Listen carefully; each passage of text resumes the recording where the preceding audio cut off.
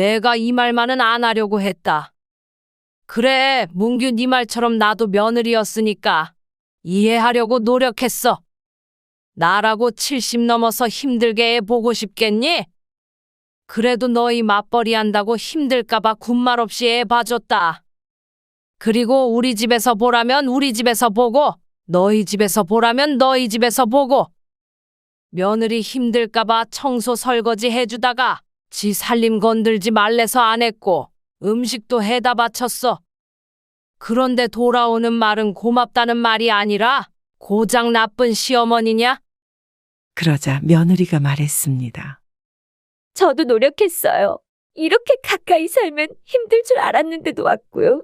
그런데도 잘못한 것만 꼬집으시니까 너무 서글퍼요. 아들은 그런 며느리가 안쓰러웠는지 감싸 안으며 어머니에게 말했습니다. 엄마, 연수도 사정이 있었겠죠? 잘해보려는 사람 너무 몰아세우지 마세요. 이렇게 엄마랑 저희 사이 틀어지면 남는 게 뭐예요? 저는 엄마 안 보고 살아야 하고, 엄마도 저도 못 보고 애기도 못 볼 거 아니에요. 뭐? 끝까지 속을 태우는 소리만 하는 아들이었습니다. 그래, 다 미련 버릴란다. 내가 뭘 위해서 이 나이에 그렇게 아등바등? 너희를 위해 살았는지 모르겠다. 그럼 저희랑 연이라도 끊으신다는 말씀이세요? 그건 내가 바라는 게 아니고 네 마누라가 바라는 일 아니니? 왜 그렇게 연수를 미워하시는 거예요? 정말 도저히 못 참겠어요. 이제 그만할게요. 그리고 앞으로 애도 안 맡기겠습니다. 아들과 며느리 그리고 어머니 사이엔 깊은 고립회였습니다. 이 모든 것이 잘못 들인 며느리 때문인 줄 알았지만 오늘 보니 가장 잘못된 것은 자신의 아들일 수도 있겠구나 하는 생각이 들었습니다. 하지만 분명히 시작은 며느리로부터 시작되었습니다. 이야기의 주인공은 올해 73세가 된 어머니 원미현 씨입니다. 어머니에게 소리치고 있는 남자는 원미순 씨의 아들 37세 강문규입니다. 원 씨는 여느 어머니들과 마찬가지로 아들 강문규를 애지중지하며 키웠습니다. 다만 남들보다 좀 더 애틋했던 것은 남편 없이 홀로 키웠기 때문이었죠. 남편이 죽기 전에는 시어머니까지 넷이서 함께 살았습니다. 홀로 애를 키울 때보다 힘든 세월이었죠. 시집살이가 대단했기 때문이었습니다. 고부 갈등 때문에 이혼도 몇 번 결심했었는데 아들 문규만 생각하며 버텼습니다. 남편이 떠난 뒤로도 시어머니가 돌아가실 때까지 몇 년을 더 모시고 살았고 그때라고 시어머니가 다른 사람이 되진 않았죠. 그래서 아들이 결혼했을 때도 절대 합가만은 하지 말아야지 하고 다짐하게 되었습니다. 실제로 아들이 혼자 살아야 하는 원 씨에게 넌지시 물어보았지만 단호하게 거절했습니다. 진짜로 괜찮으시겠어요? 아, 괜찮다마다. 혼자 사는 게 뭐가 대수라고. 너희 둘이 알콩달콩 잘 살아. 나는 나대로 잘 살 테니까. 그리고는 모아둔 돈도 아들에게 주었습니다. 이걸로 이 근처에 작은 아파트 한 채는 살 수 있을 거야. 아들은 잠시 고민하더니 말했습니다. 감사해요, 엄마. 근데 이 돈으로 회사 근처로 집 구할게요. 아들 회사 근처는 번화가라 원 씨가 살고 있는 동네보다 비쌌습니다. 거긴 너무 비싸지 않아? 그 돈으로는 못 살 텐데. 일단 전세로 알아보려고요. 원 씨 생각이야 이곳과 회사까지는 차 타고 30분 정도 거리이기 때문에 조금 왔다 갔다 하더라도 내 집이 있는 것이 낫지 않나 싶었지만 요즘 사람들과는 또 생각이 다를 수 있기 때문에 말을 아꼈습니다. 그래. 너 하고 싶은 대로 해. 그렇게 아들은 회사 근처에 전셋집을 얻었고 원 씨와는 차 타고 30분 거리에 떨어지게 되었죠. 가깝다면 가깝고 멀다면 먼 거리였습니다. 결혼 후 2년간은 1년에 몇 번 보지 않고 지냈습니다. 원 씨도 자식의 독립이란 게 이런 것이구나 하는 것을 서서히 깨달아갔고 아들이 없는 삶에 익숙해지려고 노력도 많이 했죠. 그렇게 결혼한 지 2년 정도가 지난 어느 날 아들에게서 전화가 왔습니다. 엄마, 연수가 아이를 가졌대요. 며느리의 임신 소식이었습니다. 그래?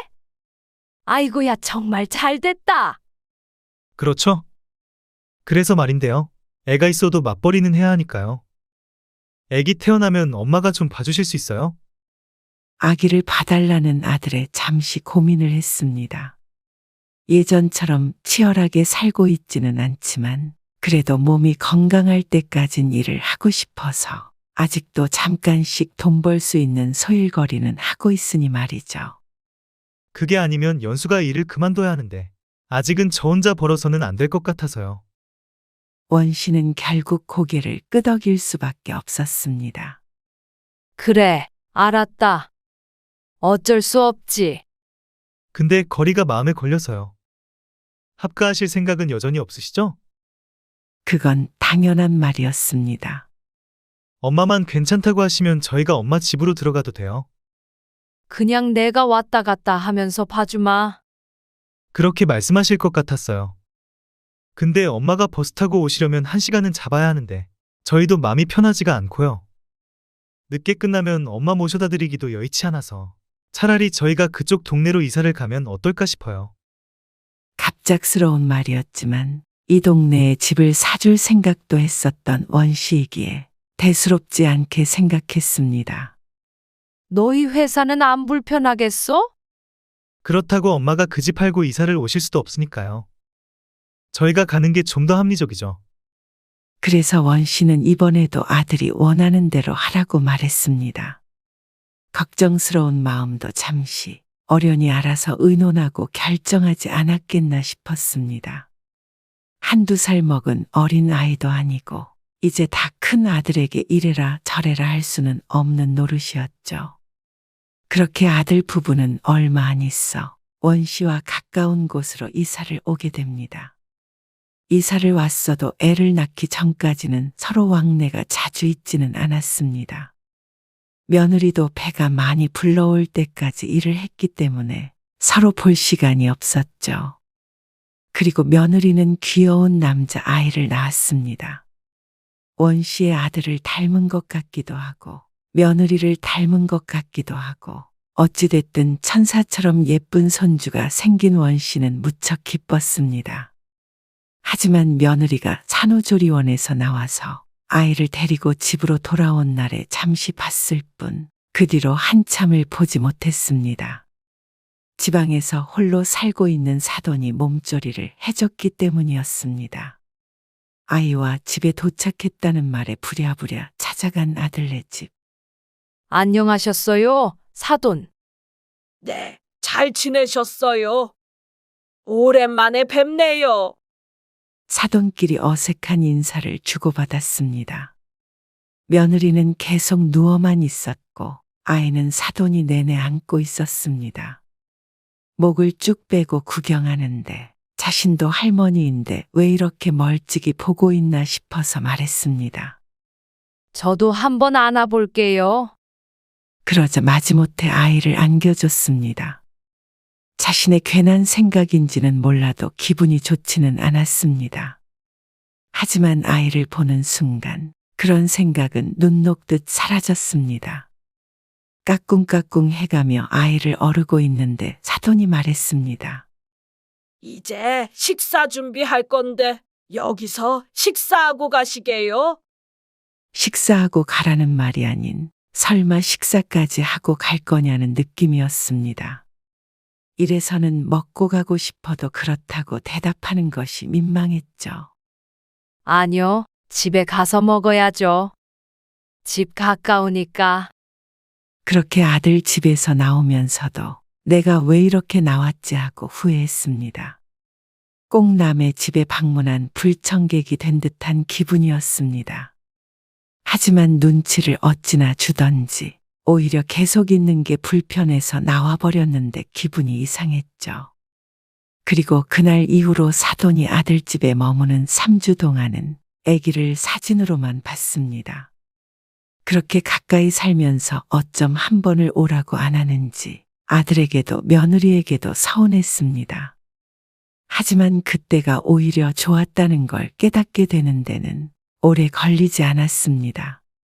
몇 달이 지나자 며느리는 다시 직장에 나갔습니다.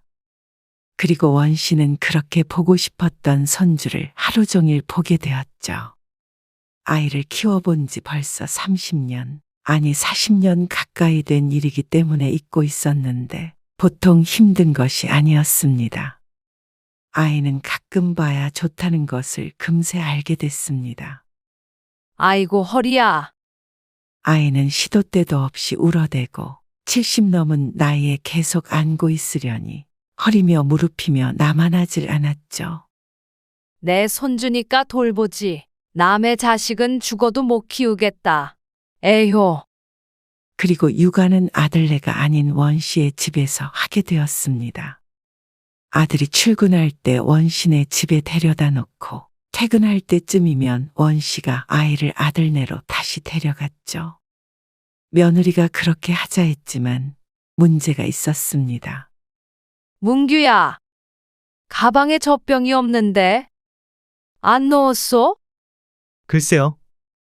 연수가 안 넣었어요. 연수한테 전화해보세요. 저 지금 바빠서요. 원 씨는 전화를 끊고 며느리에게 다시 전화를 걸었습니다. 그리고 아들에게 했던 말을 반복했죠. 안 넣었어요? 분명히 챙겼던 것 같은데. 아무리 뒤져도 없어. 어쩌냐? 지금 먹을 때가 됐는데.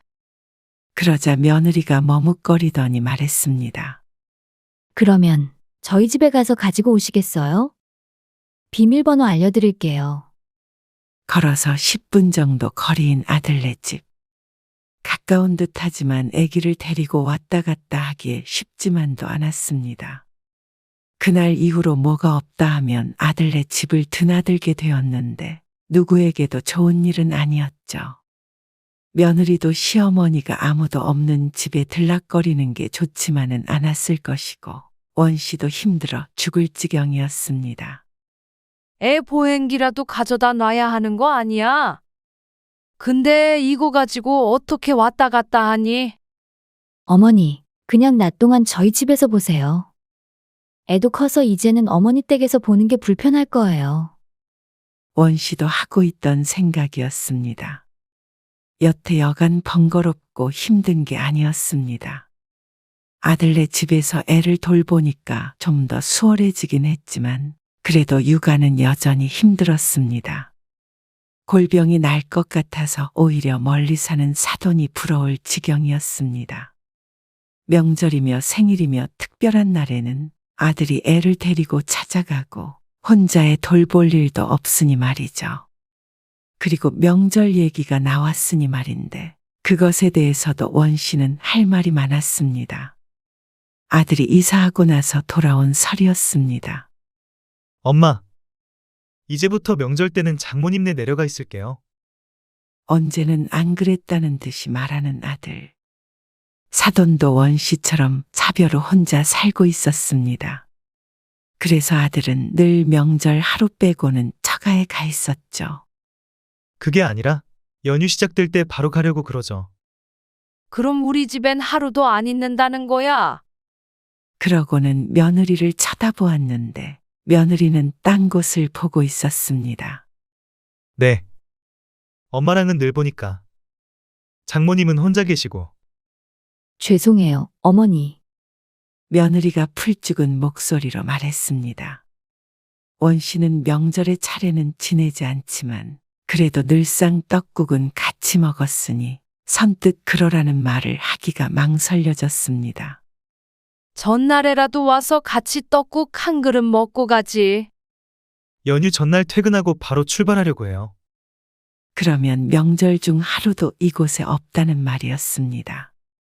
원 씨가 고민하자 며느리가 말했습니다.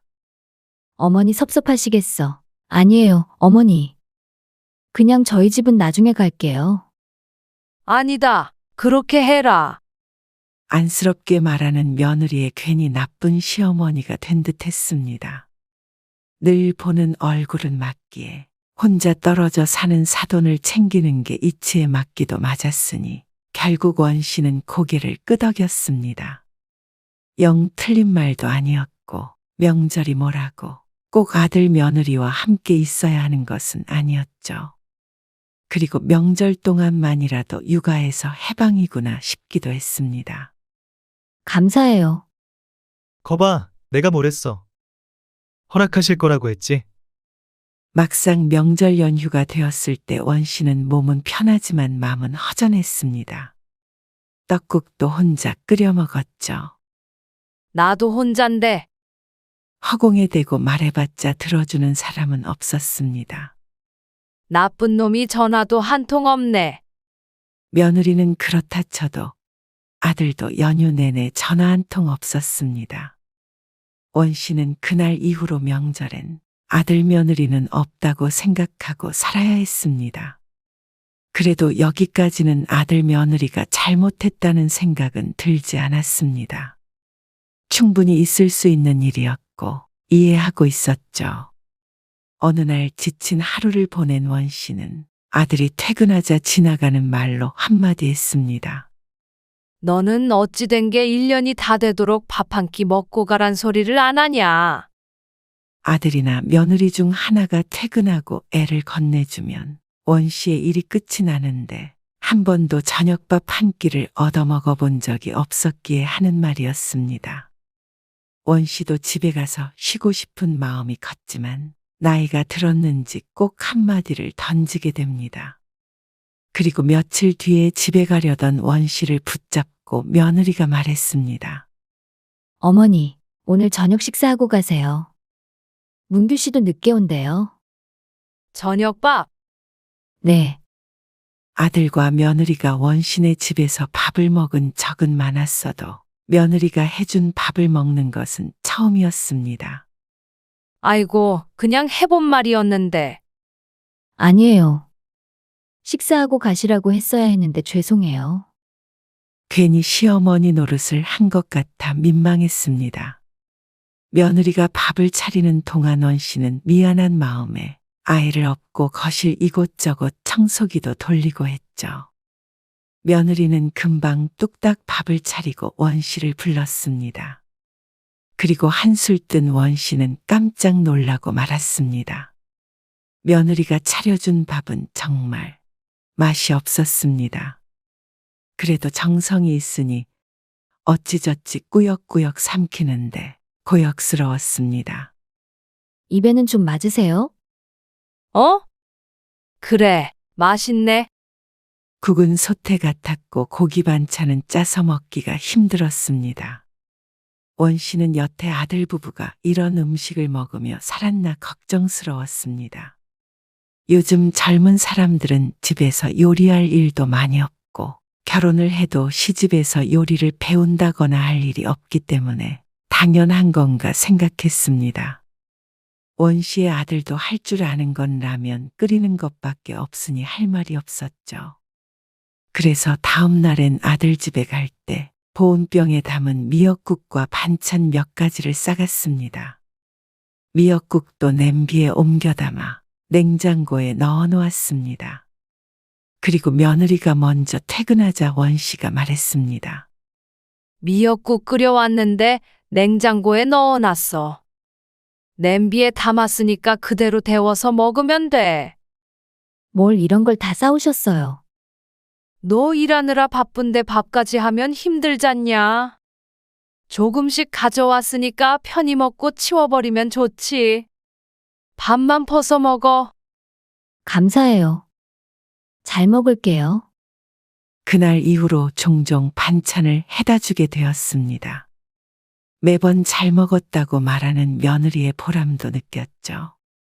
그러던 어느 날이었습니다. 며느리가 먼저 퇴근한 날, 난 이제 가보마. 국은 냉장고에 넣어놨어. 네, 감사해요. 잘 먹을게요. 그러곤 현관문을 열고 나왔는데 엘리베이터 버튼을 누르고 보니 빈손인 걸 깨달았습니다. 아이고, 내 보온병. 미역국을 담았던 보온병을 두고 나온 원 씨. 다음 날도 써야 하기에 다시 가지러 들어갔습니다.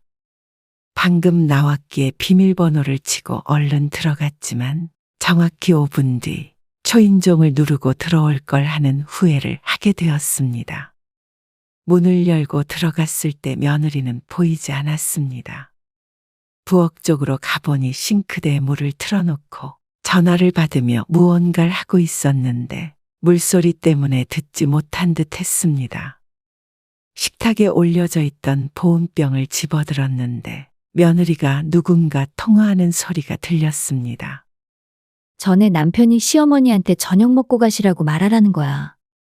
그래서 내가 진짜 맛없게 만들어서 드렸거든. 몰라.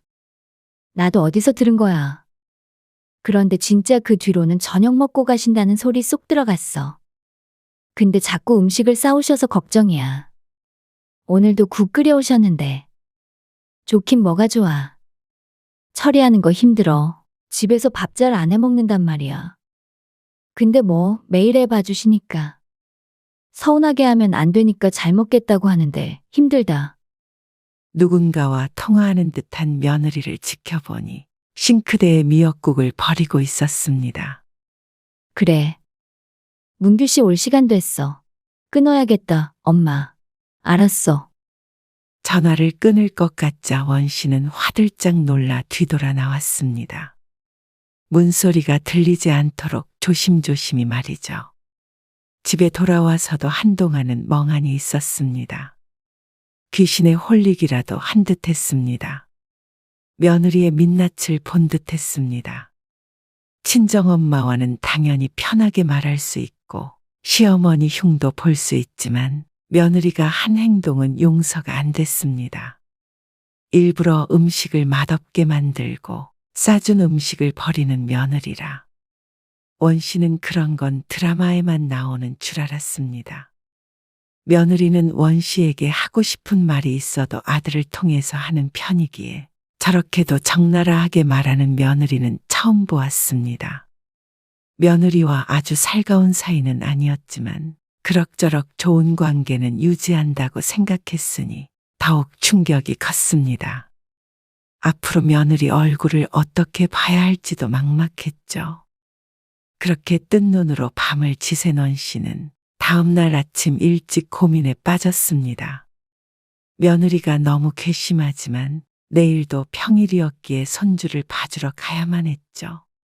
아들네 집에 도착하니 며느리는 이미 출근하고 없는 상태였습니다. 차라리 다행이었습니다.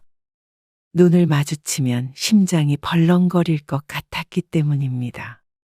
엄마, 잠깐 드릴 말씀이 있는데 그때 아들이 원 씨에게 말했습니다.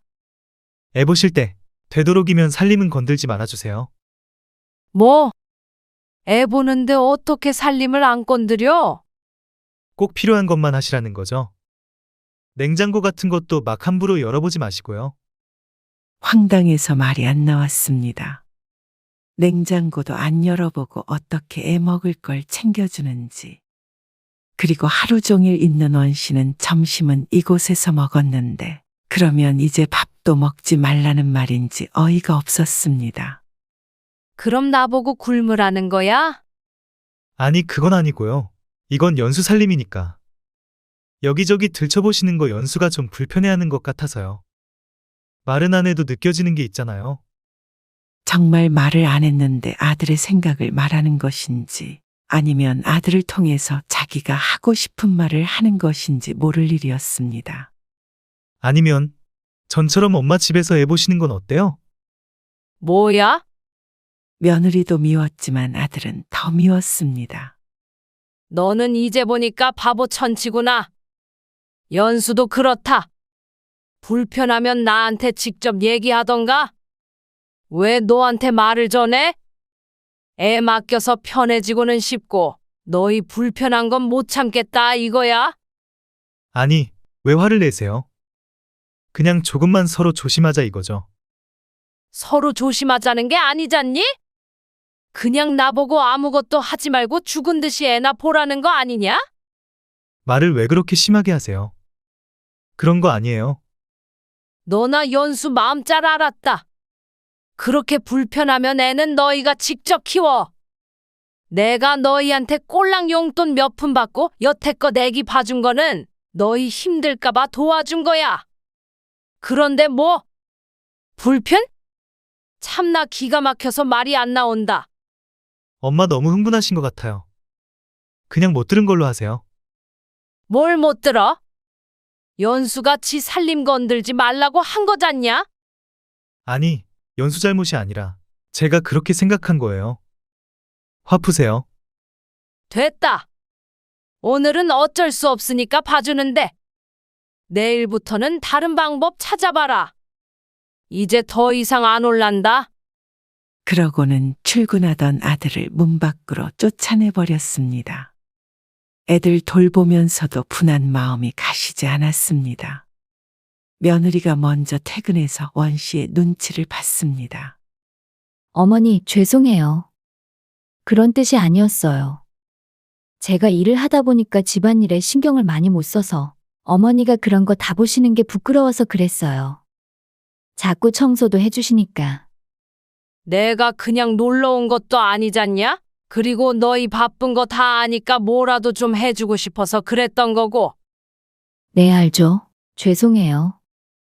원 씨는 미역국에 대해서도 한마디 하고 싶었지만 그 말은 꾹 눌러 담았습니다. 그때 아들이 와서 또 사과를 했습니다. 엄마, 연수 마음 그게 아닌 거 알죠? 죄송해요. 제가 말을 이상하게 전해서 그런 거예요. 엄마도 할머니 때문에 힘들었으니까 며느리 마음 잘 알잖아요. 조금만 이해해줘요. 말 한마디를 해도 어쩜 저렇게 얄밉게 하는지. 한마디 하면 할수록 점수를 깎아먹는다는 걸 모르는 아들이었습니다. 엄마, 내일도 애기 봐주러 오실 거죠? 콱 주둥이를 한 대 때려주고 싶었는데 저 얄미운 아들을 낳은 죄는 자신에게 있었습니다. 결국 져주고 마는 어머니였습니다. 하지만 그 뒤로는 되도록이면 애기만 봐주고 아들 며느리와는 시간을 덜 보내려고 했습니다. 그러다 원 씨가 폭발하게 되고 아들이 원 씨에게 등을 돌리게 되는 일이 생깁니다. 어느 날 아들과 며느리가 원 씨를 앉혀놓고 얘기했습니다. 엄마, 아무래도 우리가 장모님 모시고 살아야 될 것 같아요. 사돈을? 왜 무슨 일 있으셔? 그건 아니고 하나밖에 없는 딸이랑 떨어져서 혼자 지내기 적적하신가 봐요. 이미 자식과 가까이 사는 고충을 알아버린 원 씨는 아들이 장모님을 모시고 산다고 해도 서운하지 않았습니다. 나이 들어 가까이에 자식도 없다면 언제 무슨 일이 생길지 모르니 오히려 그것이 옳은 것 같다고 생각하기도 했습니다. 자신은 걸어서 10분 거리에 살고 있으니 같이 사는 것이나 마찬가지였죠.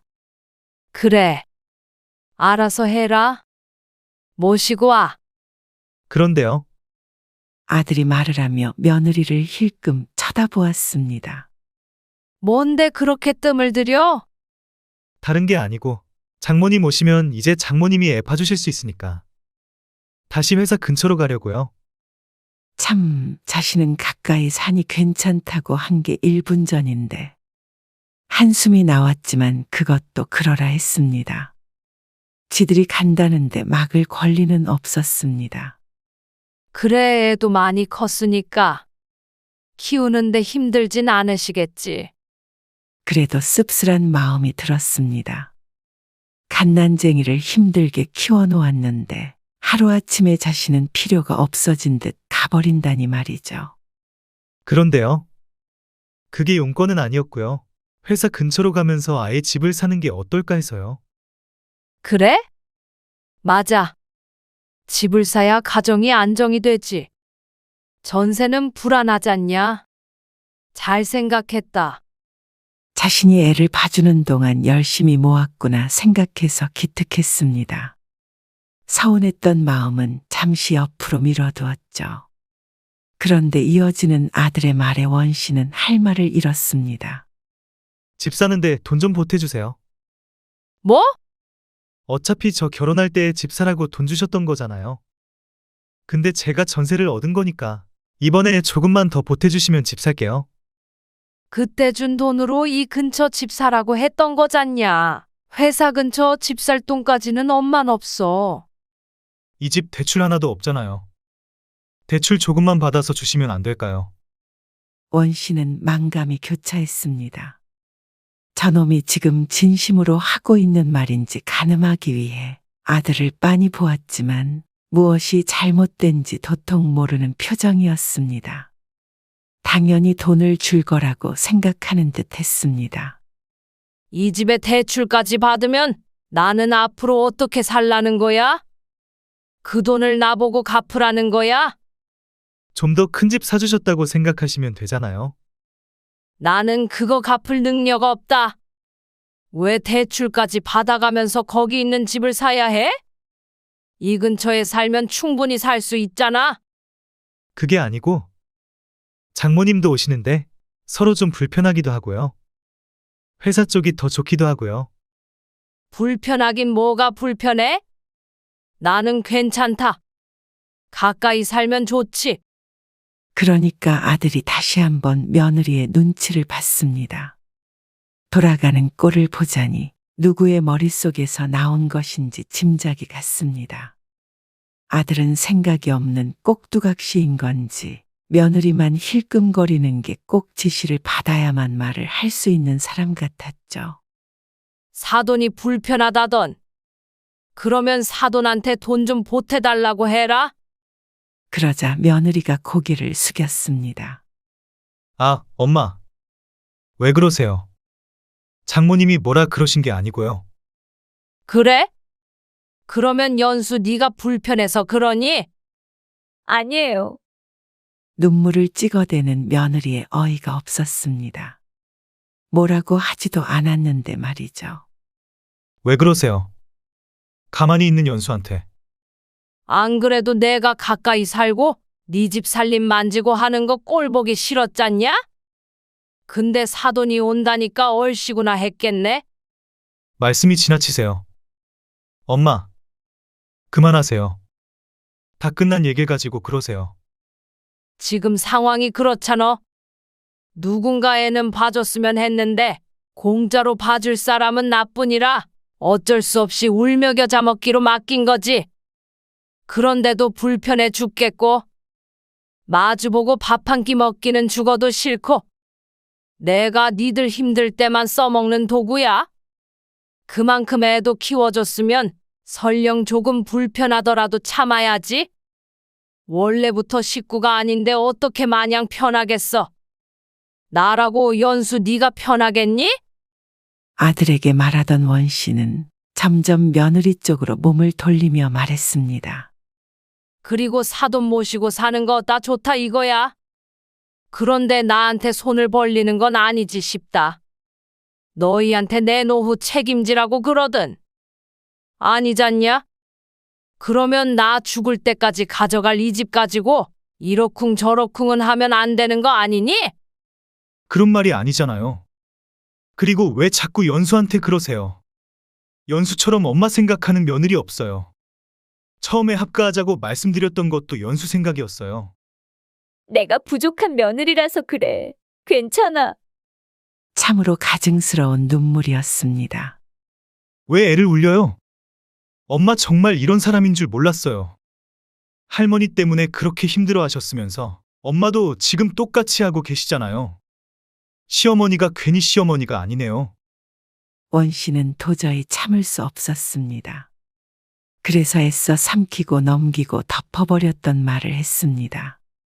그렇게 날 생각한다는 며느리가 나 밥 한 끼 해주기 싫어서 일부러 음식도 짜고 쓰게 만들고 내가 애써 해다 준 음식은 받자마자 싱크대에 버렸니?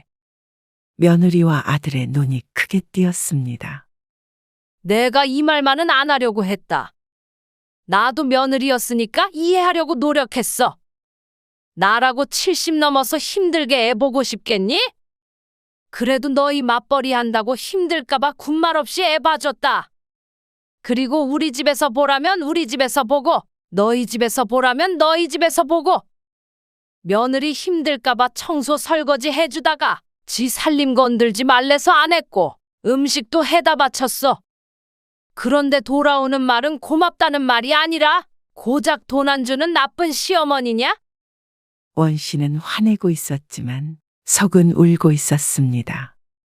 아들은 그런 이야긴 처음 듣는지 며느리를 쳐다보지만 며느리는 울기만 했습니다. 너도 할 말은 없을 거다. 그러자 며느리가 말했습니다. 저도 노력했어요. 이렇게 가까이 살면 힘들 줄 알았는데도 왔고요. 그런데도 어머니는 잘못한 것만 꼬집으시니까 너무 서글퍼요. 아들은 그런 며느리가 안쓰러웠는지 감싸 안으며 원 씨에게 말했습니다. 엄마, 연수도 사정이 있었겠죠? 잘해보려는 사람 너무 몰아세우지 마세요.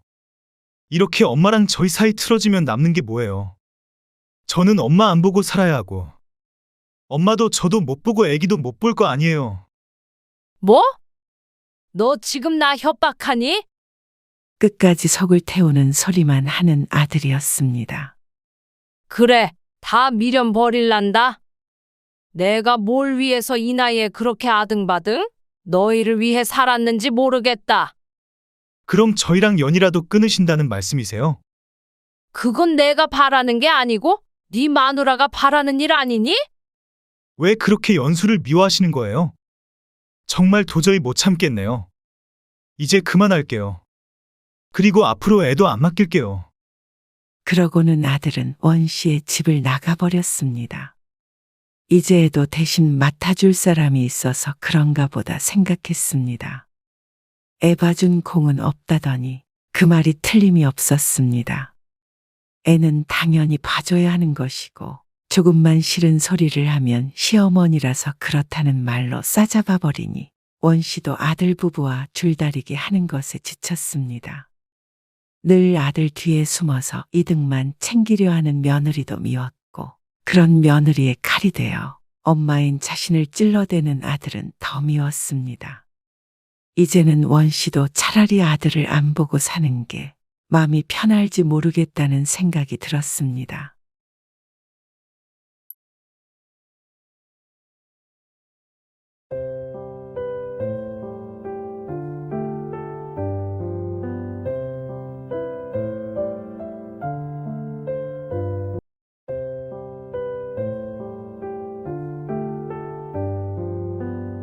이런 불효막심한 놈을 봤나? 너도 어머니 자식이면 책임이 있는 거 아니냐? 그 책임은 형님이 알아서 지셔야죠. 그럴 작정으로 우리 유산 다 가로챈 거 아니었어요. 가로채? 이 자식이 뚫린 입이라고 막말을 해? 자식된 도리도 모르는 놈아! 그건 권 씨가 형님에게 해주고 싶은 말이었습니다. 저는 중학교 졸업하고 그 집에서 한 푼도 받은 게 없어요. 오히려 내 것도 뺏어갔으니 형님이 내 자식된 도리도 같이 가져간 거나 마찬가지죠. 그럼 다달이 150만 원이나 하는 어머니 요양원비를 지금 나 혼자 대라는 소리야? 그건 알아서 하실 문제지요. 150만 원이 아까우면 그냥 집에서 모시세요. 저한테서 뺏어간 땅이라도 팔아서 내시던가요. 그 땅은 팔리긴 했는지 모르겠지만 형님은 말문이 막힌 듯 잠시 말이 없었습니다. 얼굴은 보이지 않아도 어떤 표정을 짓고 있는지는 훤히 보이는 듯 했습니다. 학교도 안 보내주고 소처럼 부려먹으려던 거 겨우 탈출해서 내 힘으로 여기까지 왔어요. 못 살 때는 거들떠도 안 보다가 제가 돈 좀 생기니까 이제야 사람으로 보이세요? 참 간사하네요. 너 말 다 했어. 어머니 지금 95세야. 지금까지 평생을 고생해가면서 어머니 내가 모셨어. 이젠 나는 모르겠다. 니들이 알아서 해. 데리고 가든 병원에 입원시키든. 지금 하도 헛소리를 해서 내가 묶어놨다. 그런 줄이나 알아라. 큰형님인 75세 권명연과 전화로 다투고 있는 사람은 이야기의 주인공, 올해 65세가 된 권희로 씨입니다. 전화를 끊고도 답답한 마음에 가슴을 쳤습니다. 욕을 한 바가지 해주고 다시는 신경 끄고 살아가고 싶었지만 그럴 수 없는 자신도 잘 알고 있었습니다. 괴로워하는 권 씨에게 옆에 있던 아내가 말했습니다. 정말 너무들 한다. 인간이라면 당신한테 이런 전화 절대 못하지. 내가 다 억울해서 눈물이 나. 눈물 짓는 아내를 보며 권 씨도 착잡한 마음에 하늘만 쳐다봅니다. 절대 안 되는 거 알지? 추호도 그럴 생각하지 마. 그런다고 해도 아무도 당신한테 뭐라고 못해. 아내는 어머니의 요양원비를 주는 것에 결사반대를 했습니다. 남들이 들으면 불효자라고 하겠지만 아내가 이렇게 반대를 하는 데에는 다 이유가 있었고 그래서 권 씨도 아내를 이해합니다. 하지만 언제 돌아가실지 모르는 어머니를 마냥 나 몰라라 할 수는 없는 이중적인 마음에 스스로도 괴로울 따름이었습니다. 권희로 씨는 시골 마을에서 6남매 중 두 번째로 태어났습니다. 위로는 큰형님과 누나가 하나 있었고 밑으로는 여동생이 셋이 있었죠. 아버지는 권 씨가 국민학교에 다니던 시절 젊은 나이에 별세하셨고 그 후로는 나이 차이가 많이 나는 큰형님이 가장이 되었습니다. 큰형 말 잘 들어라. 아버지라고 생각하고. 어머니는 전형적인 옛날분으로 아주 순종적인 사람이었습니다. 아버지가 살아계셨을 땐 아버지가 하는 말이면 무조건 옳은 줄 알았고 아버지가 돌아가시고 나서는 형님이 하는 말이 어머니에겐 법이었습니다. 권 씨를 비롯한 모든 가족들에게도 형님은 법이었는데 악법이었죠. 큰형님은 동생들을 종처럼 부리는 독불 장군이었고 기분이 틀어지는 날에는 발길질도 서슴지 않았습니다. 그런 큰형님의 심기를 거스르지 않으려 가족들은 숨을 죽이고 살았습니다. 너도 내년부터 날 도와서 농사 지어야지. 큰형님의 말에 어린 권 씨가 눈을 크게 떴습니다. 그때가 막 고등학교 진학을 앞두고 있던 나이였습니다. 형님, 저는 공부하고 싶어요. 그만하면 됐어. 중학교까지 나왔으면 됐지. 농사 짓는데 더 공부할 것 뭐 있냐? 저는 서울에서 일하고 싶어요. 그래서 고등학교까지는 갔으면 좋겠어요. 그러자 형님이 인상을 찌푸리며 말했습니다. 뭐? 네 누나는 초등학교밖에 안 나왔다. 그리고 나도 네 누나도 다 일하고 있는데 뭐? 고등학교? 이 정도 공부시켜줬으면 됐지. 머리에 똥만 차서는 가서 잠이나 쳐자라. 권 씨는 옆에 있던 어머니를 쳐다보았지만 어머니는 고개를 돌려 권 씨를 외면했습니다. 공부를 곧잘 했던 권 씨는 대학까지는 몰라도 고등학교만은 꼭 졸업하고 싶었습니다. 그래서 서울에서도 사람구실을 하며 살고 싶었습니다. 하지만 권 씨의 말에 누구도 진지하게 귀를 기울여 주지 않았습니다. 어머니도 말이죠. 명연이 말 들어. 그래도 명연이가 너는 남자애라고 공부 더 시켜준 거잖냐. 얼른 형 도와서 일해야지. 네 형이 고생이 많다. 어머니의 말에 권 씨는 고개를 떨구었습니다. 어머니는 큰형님밖에 몰랐습니다. 그래서 모두들 권 씨가 진학을 포기했다고 생각했을 때 권 씨는 중학교를 졸업하자마자 집을 나와 상경했습니다. 그리고 친척 집을 전전하다 고등학교 졸업장을 손에 쥐었습니다. 그동안 집에 한 번도 손 벌린 적 없었고 연락도 하지 않고 살았습니다. 그리고 취직에 성공한 뒤에 처음으로 집에 돌아갔습니다. 가족들이 보고 싶은 마음도 물론 있었지만 다른 이유도 있었죠. 아버지가 저주라고 하셨던 밭, 이제 져주세요. 땅 부자였던 아버지가 돌아가시기 전 아들들에게만 땅을 나눠주려고 하셨는데 그중 둘째 아들인 권 씨에게는 길 건너 있는 밭 천평을 주라고 말씀하셨죠. 모두들 그 사실을 알고 있었고 권 씨도 늘 그 땅은 자신의 것이라고 생각하며 살았습니다. 이제 성인이 되었고 취직도 해서 완전한 독립을 했으니 자신의 땅을 되찾아오기로 마음먹고 내려온 것이죠. 몇 년 만에 찾아와서 한다는 소리가 그 땅이냐? 그 잘난 고등학교에서 예의는 안 가르치든 큰형님이 못마땅해하며 말했습니다. 그리고 네가 지금 그 땅이 왜 필요하냐? 막내까지 20살 넘으면 다 정리해서 나눠줄 건데 왜 집에 쳐들어와서 그걸 달라 그래? 어련히 알아서 주는데 말이야. 그래. 네 형이 다 챙겨서 줄 거야. 오랜만에 왔는데 같이 밥이나 먹지. 왜 큰 소리를 내? 어서 앉아. 어머니는 권 씨의 팔을 잡아 끌었습니다. 권 씨가 마지못해 밥상 앞에 앉자 큰형님이 또다시 한마디 했습니다. 넌 어차피 그 땅에다 농사도 안 지을 거잖냐. 그러면 그거 가져가서 뭐하게? 내가 팔아서 줘야지. 결혼할 때쯤 되면 다 정리가 되겠지. 그래서 권 씨는 그 말만 믿고 기다렸습니다. 그리고 몇 년 뒤에 정말 권 씨가 결혼할 때가 되어 다시 큰형님을 찾아갔죠. 이제는 진짜 주세요. 형님! 결혼할 때 주신다고 하셨잖아요. 그러자 큰형님은 적반하장으로 화를 내며 말했습니다. 이런 시골 땅이 네 생각대로 그렇게 금방금방 돈으로 바꿀 수 있는 줄 아냐? 수포에서 엿바꿔 먹는 줄 아냐? 금방이라뇨.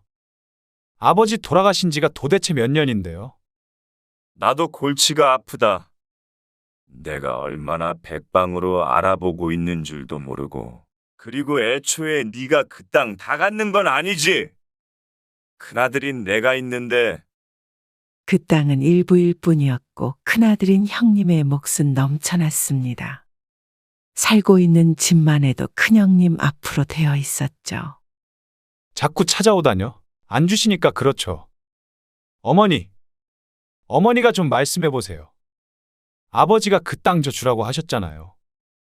그렇긴 했지만 그동안 네 형이 고생이 많았잖냐. 그리고 안 주겠다는 게 아니라 팔아서 나눠주겠다는 거지. 어머니의 말에 권 씨는 기가 막혔습니다. 팔아서 주겠다고 한 지가 벌써 10년이 넘었습니다. 그런데 이제 와서 다 주진 못하겠다는 큰형님. 어쨌든 결혼한다니까 나도 빨리 알아보마.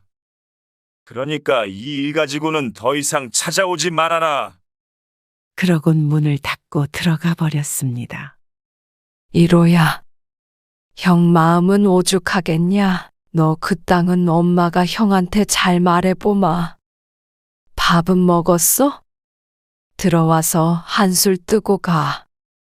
어머니도 똑같아요. 큰형님 말고는 자식으로 안 보이세요. 어떻게 어머니 아들 결혼하는데 땡전 한 푼 보태주시지도 않으면서 왜 제목까지 뺏어가는데 두고만 보세요? 권 씨가 울분에 차서 말했습니다. 설마 형이 안 주기야 하겠니? 조금만 기다려보라는 거지. 걱정 말어. 그리고 결혼에 못 보태는 건 요즘 네 형이 애들 키우느라 이리저리 돈 쓸 때가 많아 그렇지. 어머니의 구구절절한 변명을 뒤로하고 집을 나왔습니다. 마을에서 알아주는 땅 부자 집이 바로 큰형님네였습니다. 그 땅을 가지고 농사 짓고 빌려주고 한 것만으로도 수입이 차고 넘칠 텐데 뭐가 그렇게 돈이 부족하다는 건지. 결국 권 씨는 돈 한 푼 받지 못하고 자신이 일하며 모아둔 돈으로 월세집부터 결혼 생활을 시작했습니다. 마음속엔 큰형님과 어머니에 대한 원망이 있을 수밖에 없었죠. 그렇게 시간이 흐른 어느 날 서울로 권 씨의 어머니가 찾아왔습니다. 여기까지 혼자 어떻게 오셨어요? 권 씨와 아내가 놀라서 어머니를 맞았습니다. 명연이가 데려다 줬지. 오랜만에 우리 작은 아들 보고 싶어서 왔다. 권 씨는 의아해하면서도 내심 반가웠습니다.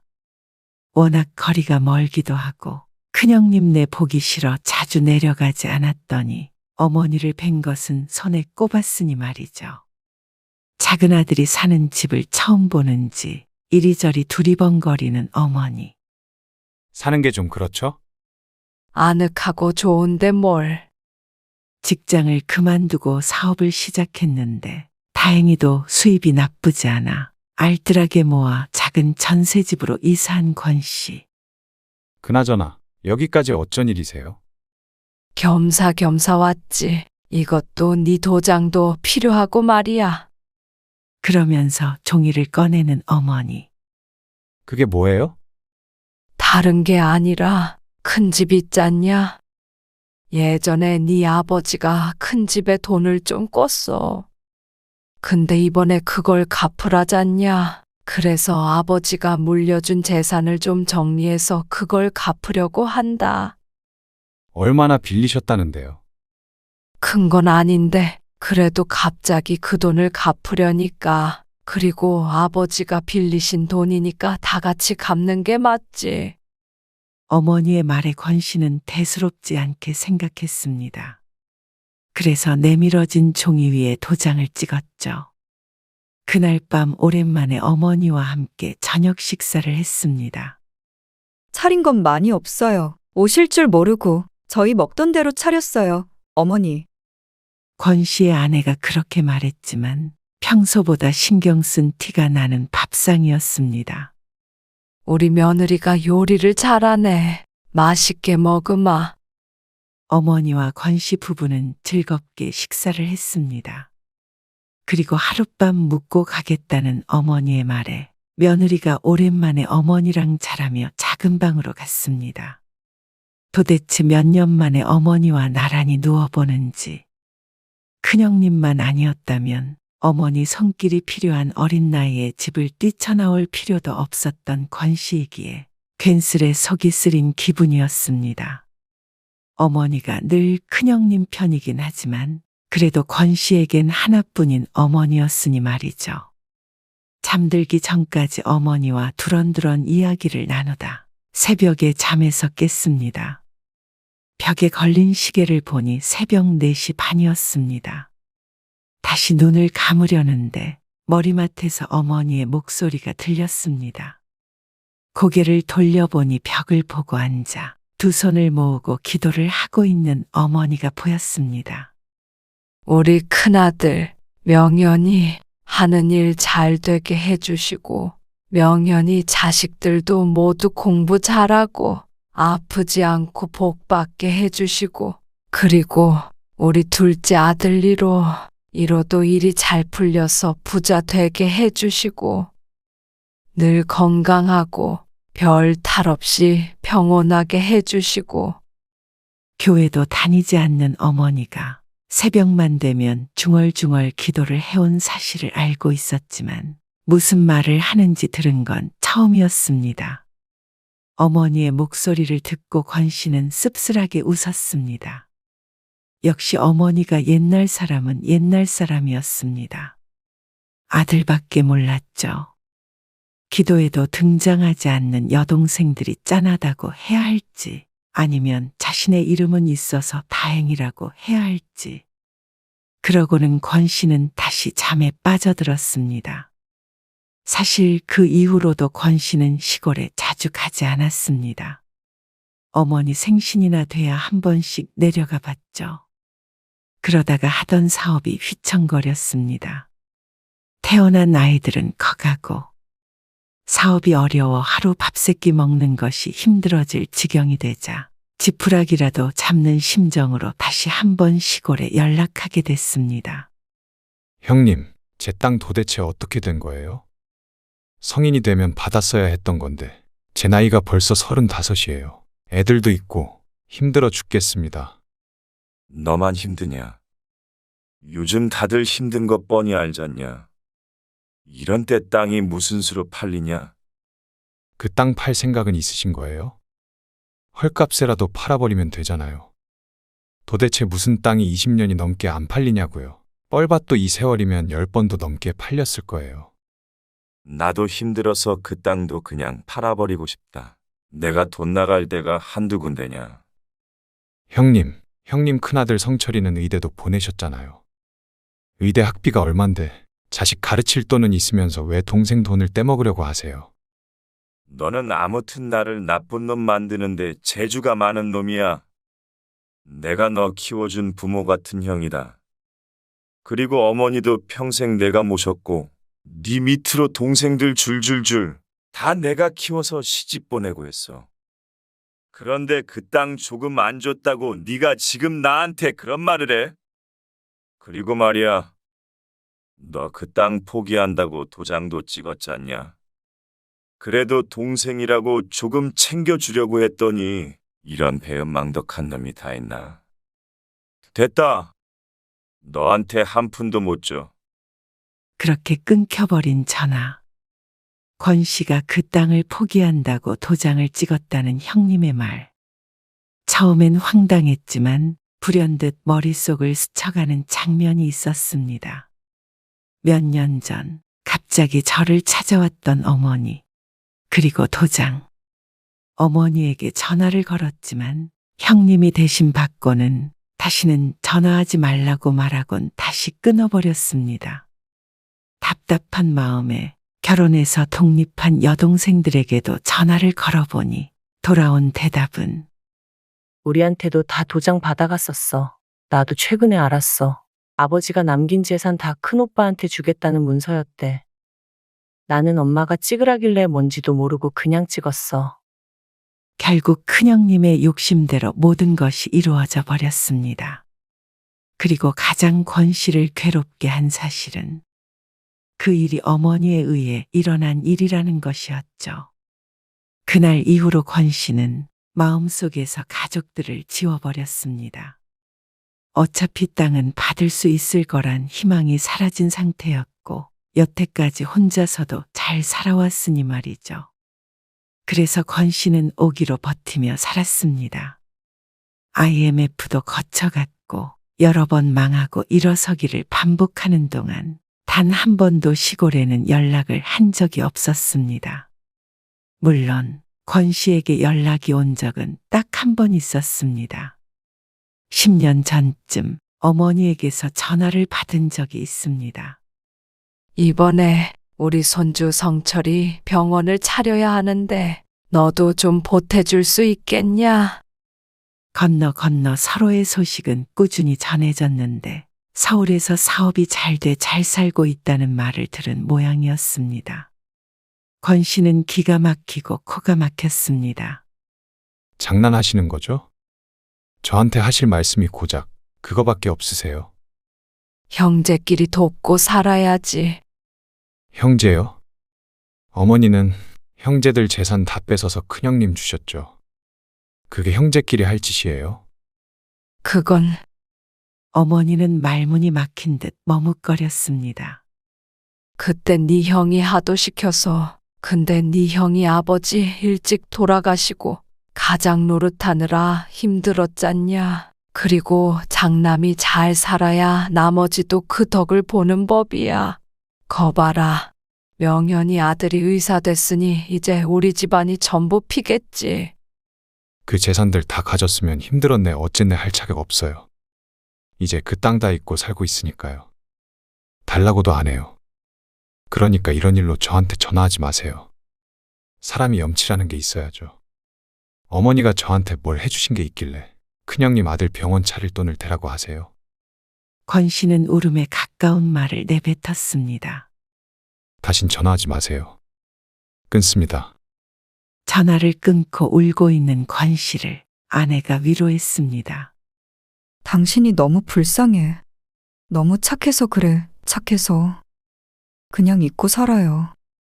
그렇게 연을 끊고 살았고 세월이 흘러 자식들도 다 키워서 시집장가 보내니 어느덧 권 씨는 65세가 되었습니다. 그 말은 어머니는 95세가 되었다는 말이었죠. 여동생들의 말에 의하면 치매 증상은 보이시지만 아직까진 건강하시다는 어머니. 권 씨는 언제나 마음의 준비를 하고 있었습니다.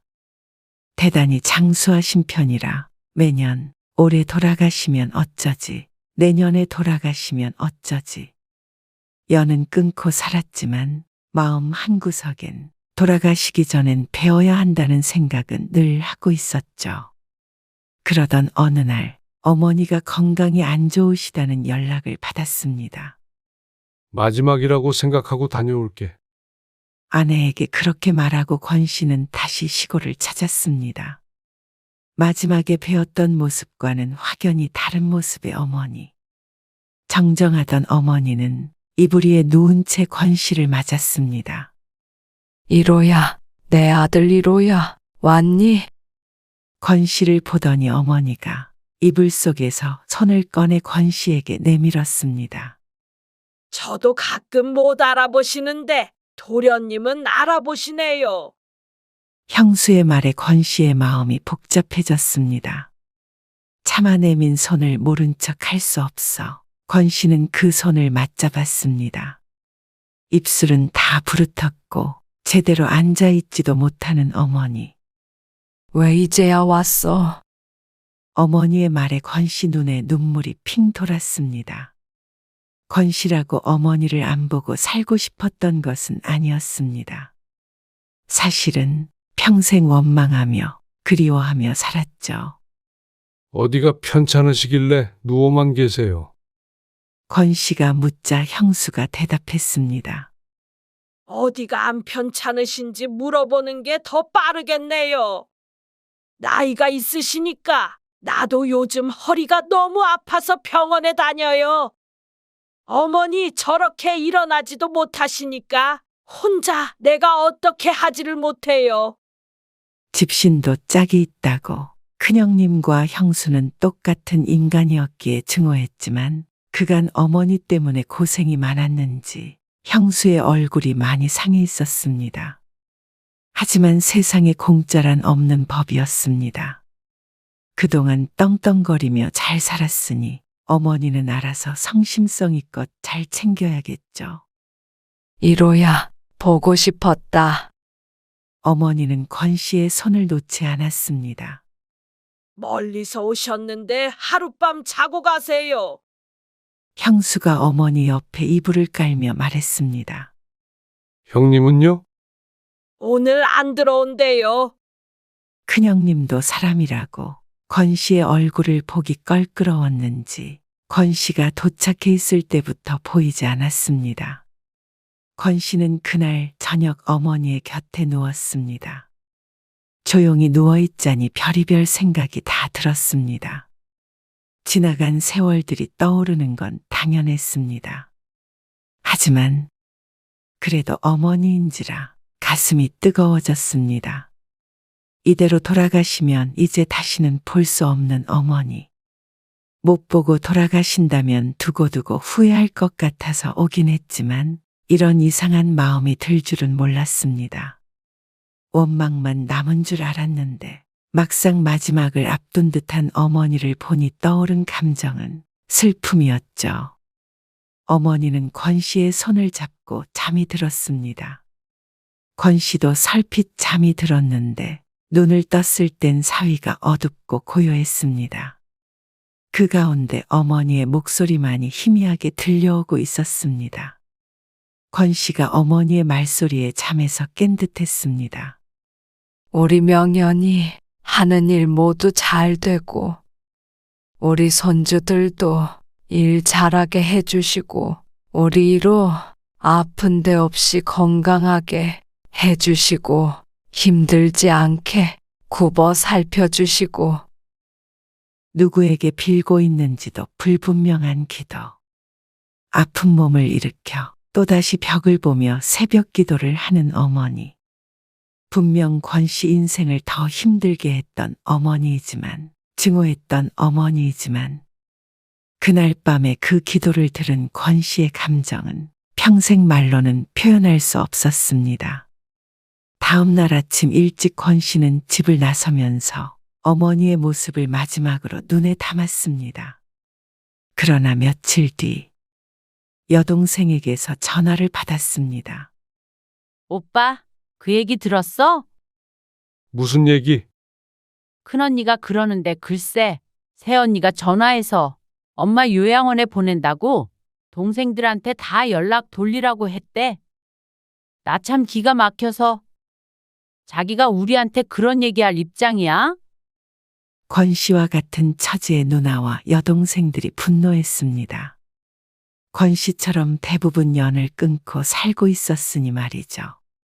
어쩌면 아들인 권 씨보다도 더 서름을 받으며 살았을 것입니다. 그러면서 뭐라 그랬는 줄 알아?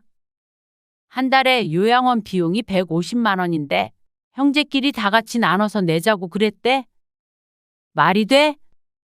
우리 돈 다 가져가서 입 싹 닦아놓고 이제 와서 왜 돈을 달래? 돈은 우리가 달라 그래야 되는 거 아니야? 그래서 뭘 어쩌라는 거야? 어쩌긴 오빠도 그 얘기 들었나 해서 어쩔 거야? 뭘 어째? 말도 안 되는 소리 하지 말고 끊어. 바쁘니까. 그렇게 전화를 끊고 심란한 마음을 감추고 있었는데 그날 저녁 형님에게서 전화가 왔습니다.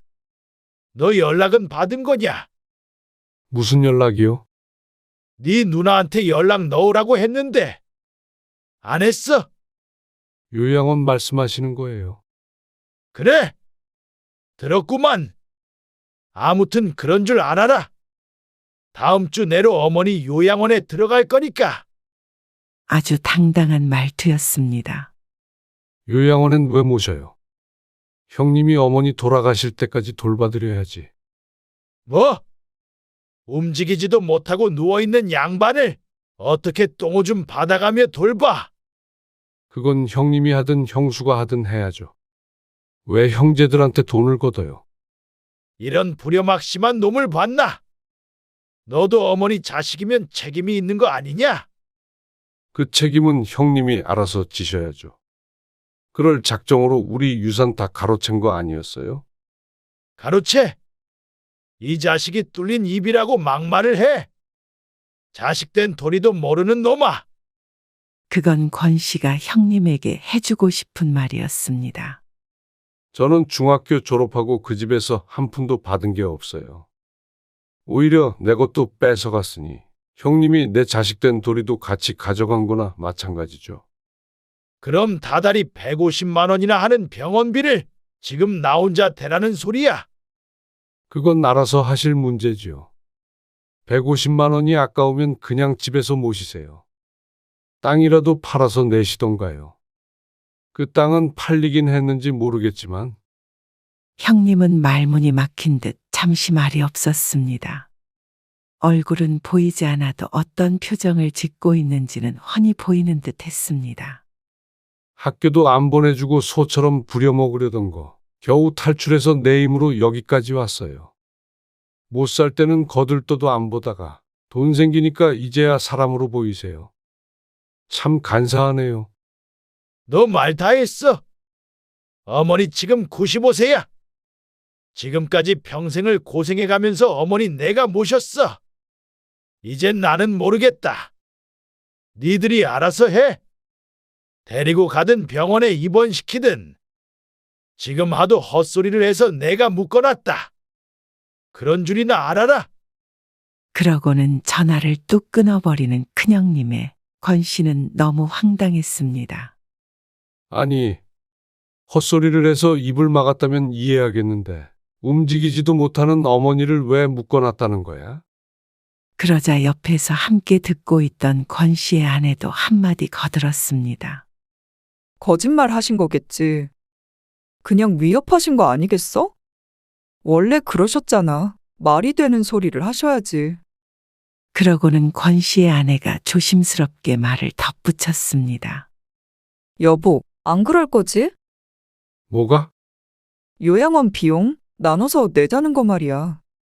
안 줄 거지? 그러자 권 씨가 선뜻 대답하지 못했습니다.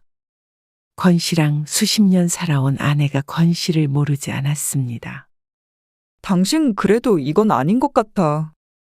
형님네가 돈이 없으면 모르겠는데 분명히 매달 150만 원이나 쓰려니까 아까워서 남이 돈 가지고 낼 생각인 거지. 진짜 어머니 생각하는 사람이었다면 그 집이랑 땅을 팔아서라도 그 병원비를 못 내겠어? 의사 손자도 있고. 권 씨라고 그걸 모르는 것은 아니었습니다. 하지만 머리로는 알고 있지만 모자르듯 끊어낼 수 없는 것이 천륜인 것도 알고 있었죠. 나도 알아. 그런데 그래도 내가 어머니 자식이잖아. 어머니는 평생 큰아들밖에 모르셨어. 그런데도 당신이 자식 노릇을 해야 해? 아내가 답답해하며 말하자 권 씨는 작게 고개를 저었습니다. 큰아들, 작은아들을 떠나서 내가 어머니 아들로서 이대로 나 몰라라 하고 보내버린다면 나는 그게 평생 마음에 남을 것 같아. 그러면 오히려 어머니를 떨쳐버리지 못하고 죽을 때까지 간직하고 살겠지. 여보, 나도 말도 안 된다고는 생각했는데 그래도 내 도리는 다 해야지 싶다. 어머니는 어머니고 형님은 형님이고 그건 나랑 상관없어. 나는 내 할 일만 하면 돼. 그래야 잊고 살아. 당신 참 불쌍해. 제대로 정 한 번 못 받아보고 그렇게 힘들게 살았는데 누가 들으면 지어낸 얘기라고 하겠어. 내가 들어도 너무 어이가 없고 말도 안 되는데 모르는 사람이 보면 어떻게 믿겠어. 참 세상 별나다. 당신이 착해서 탈이야. 왜 남들처럼 모질지 못해? 그러자 권 씨가 대답했습니다. 내가 착해서가 아니야. 그렇게 착하게 살지도 않았고. 그럼 이제 와서 어머니가 불쌍해졌어? 어머니 불쌍하지. 그렇게 누워 계신 걸 막상 보니까 마음이 이상하더라. 근데 어머니가 애틋해서 그런 건 아니야. 그냥 이제 돈 때문에 형제끼리 물고 뜯고 그만하고 싶다. 차라리 안 보고 살면 그만인 것을 뭐하러 다시 진흙탕 속으로 뛰어들어. 어머니 돌아가실 때까지 돈 몇십만 원씩 주기만 하면 되는 걸 가지고 그걸로 또 싸우고 헐뜯고 안 할래. 이제는 사람답게 사는 게 더 중요해 난. 낮은 목소리로 가만가만히 말하는 남편에 아내는 더 이상 반박하지 않았습니다. 다만 다음 주가 되어 어머니의 입원 날이 되었을 때 남편의 어깨를 한번 도닥여 주었습니다. 권 씨는 요양원을 향해 운전을 하면서 생각에 잠겼습니다. 누군가는 어리석다고 혀를 찰 수도 있겠지만 권 씨는 자신의 결정을 후회하지 않기로 합니다. 누구보다도 자신을 위한 결정이었기 때문입니다.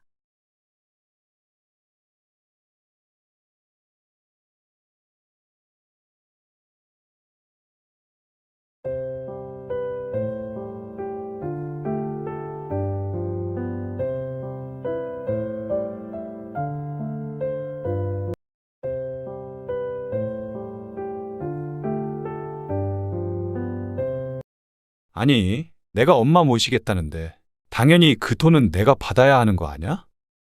그리고 안 모셔도 내가 받아야지. 형은 그동안 아버지 공장으로 잘 먹고 잘 살았잖아. 또 그 얘기야? 언제까지 울고 먹을 거야?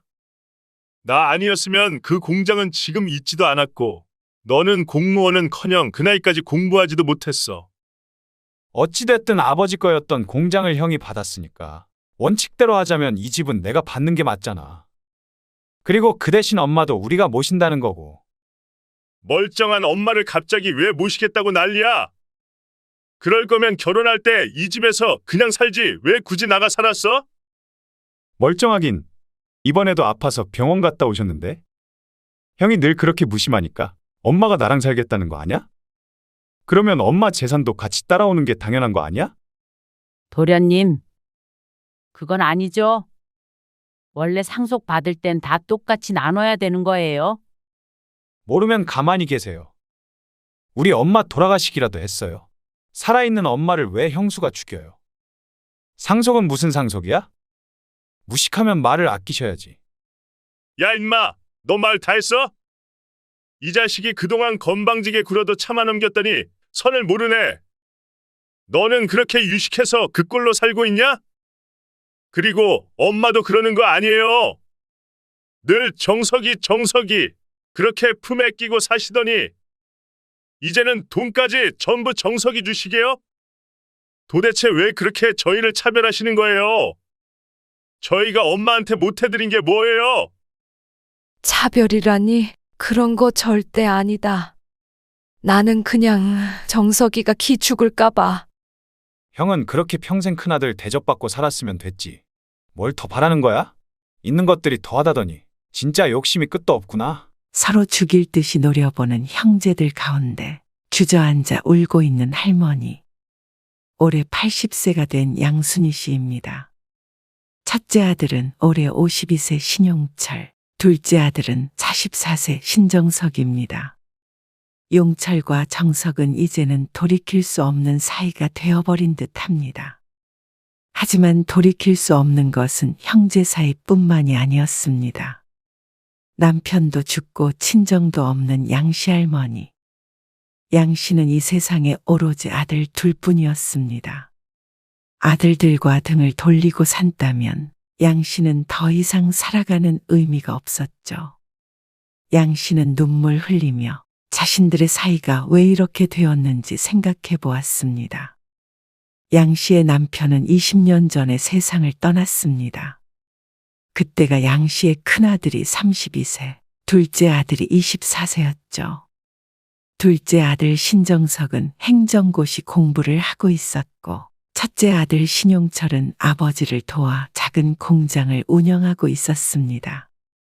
그러다 아버지가 세상을 떠나자 모두들 생계를 걱정할 수밖에 없었습니다. 아버지가 돌아가셨다고 공장 문을 닫을 수는 없죠. 제가 어떻게든 해볼게요.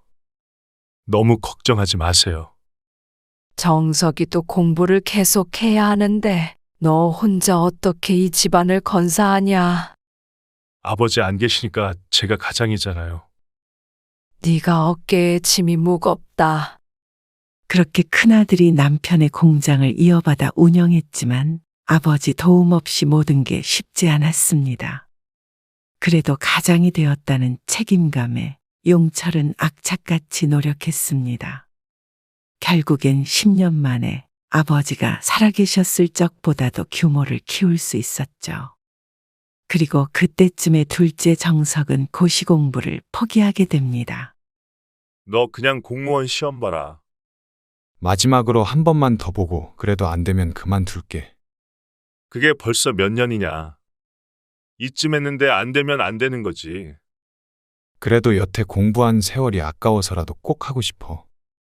네 나이가 벌써 30이 넘었다. 언제까지 펜만 들고 살래?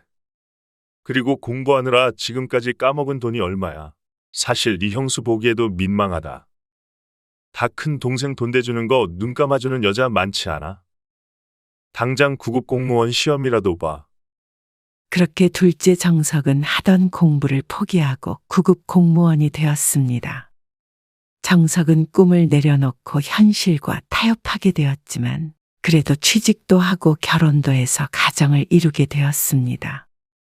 사람들은 양 씨를 부러워했습니다. 그럭저럭 먹고 살만해진 양 씨. 그리고 첫째 아들은 사업으로 성공했고 둘째 아들은 공무원이라고 하니 걱정거리가 없어 보였죠. 하지만 양씨만은 맘속에 걱정이 많았습니다. 전부 함께 살던 시절에는 화목했지만 아들들 모두 결혼해서 독립을 하고 각자의 가정을 꾸리니 사이가 확실히 이전 같지는 않았습니다. 올해 초 남편의 제삿날이었습니다. 어머니, 밀가루가 부족하네요. 하나 사올까요? 아니다. 새로 사뒀어. 거기 찬장 열어봐라. 양 씨와 작은 아들 그리고 작은 며느리 셋이 제사 음식을 준비하고 있었습니다. 그런데 오늘도 형님은 늦으신데요? 전을 붙이던 둘째 며느리가 조심스럽게 물었습니다. 일이 늦게 끝난다나 봐. 양 씨가 대답하자 둘째 며느리의 입이 대빨 튀어나옵니다. 일은 아주버님이 하시는데 왜 형님까지 늦게 온대요? 둘째 며느리가 이렇게 투덜거리는 데는 이유가 있었고 양 씨도 이해하는 부분이었습니다. 첫째는 일이 바쁘다고 제사 음식 준비를 도운 적이 없으니 말이죠.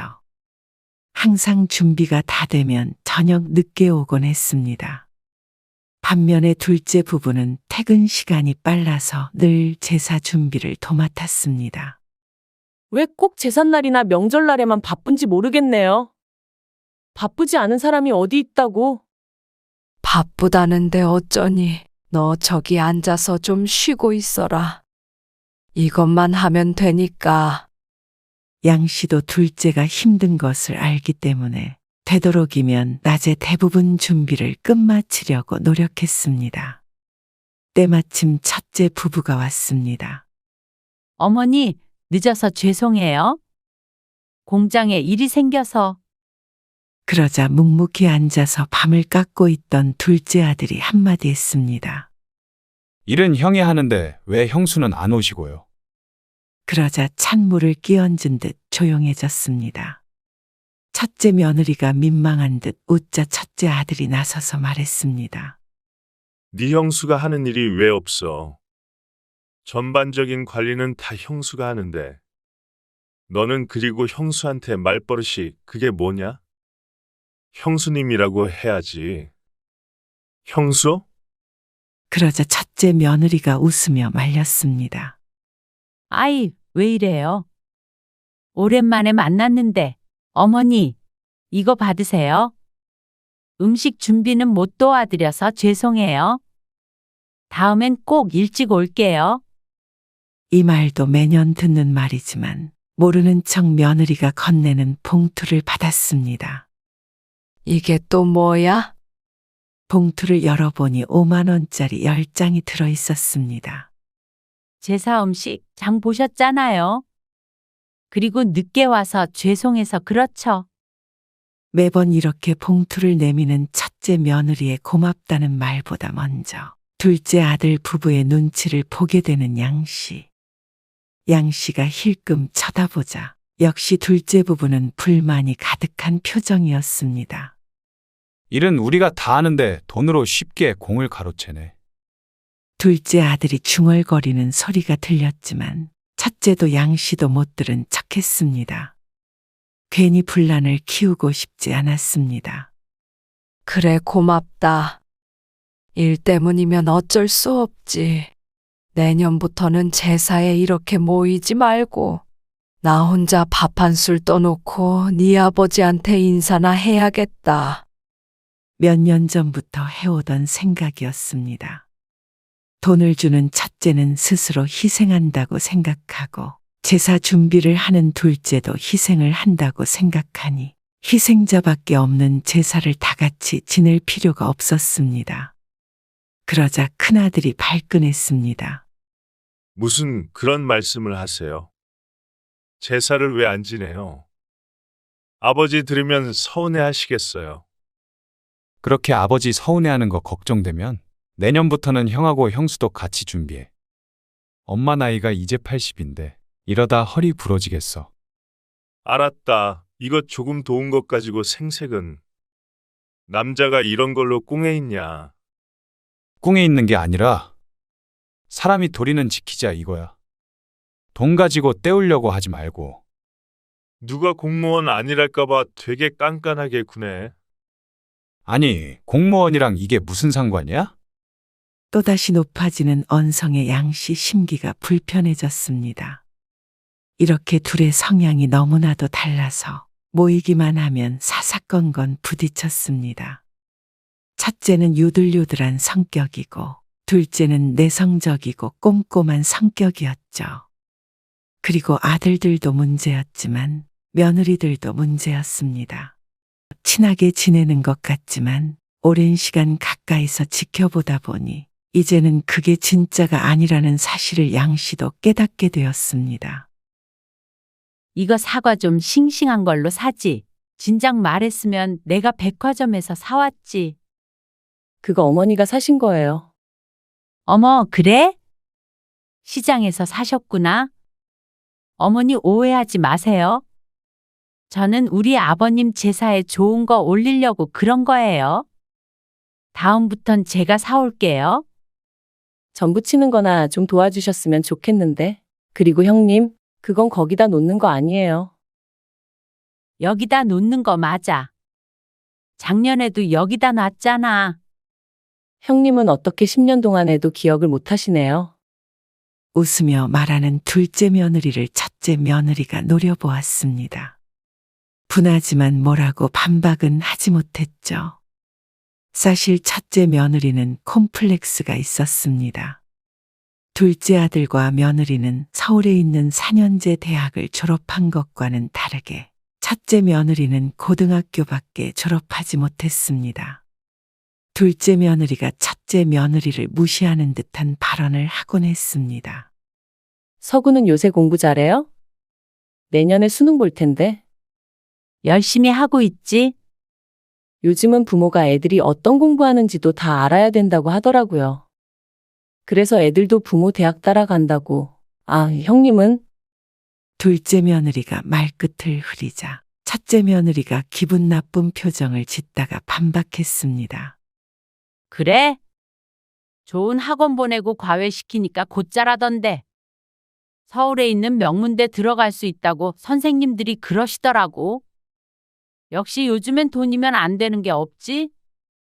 하고 호호 웃는 첫째 며느리를 둘째가 얄밉게 쳐다보았습니다. 그리고 말이야. 좋은 대학 가도 별거 없는 것 같아서 요즘 고민은 고민이야. 좋은 대학 나온다고 다 잘 되는 건 아닌 것 같더라고. 맞다. 해로 어린이집 알아보고 있어? 작은 며느리가 일하던 어린이집이 최근에 문을 닫게 되었는데 그것을 두고 큰 며느리가 한마디 하자 둘째 며느리의 얼굴이 울그락불그락해졌습니다.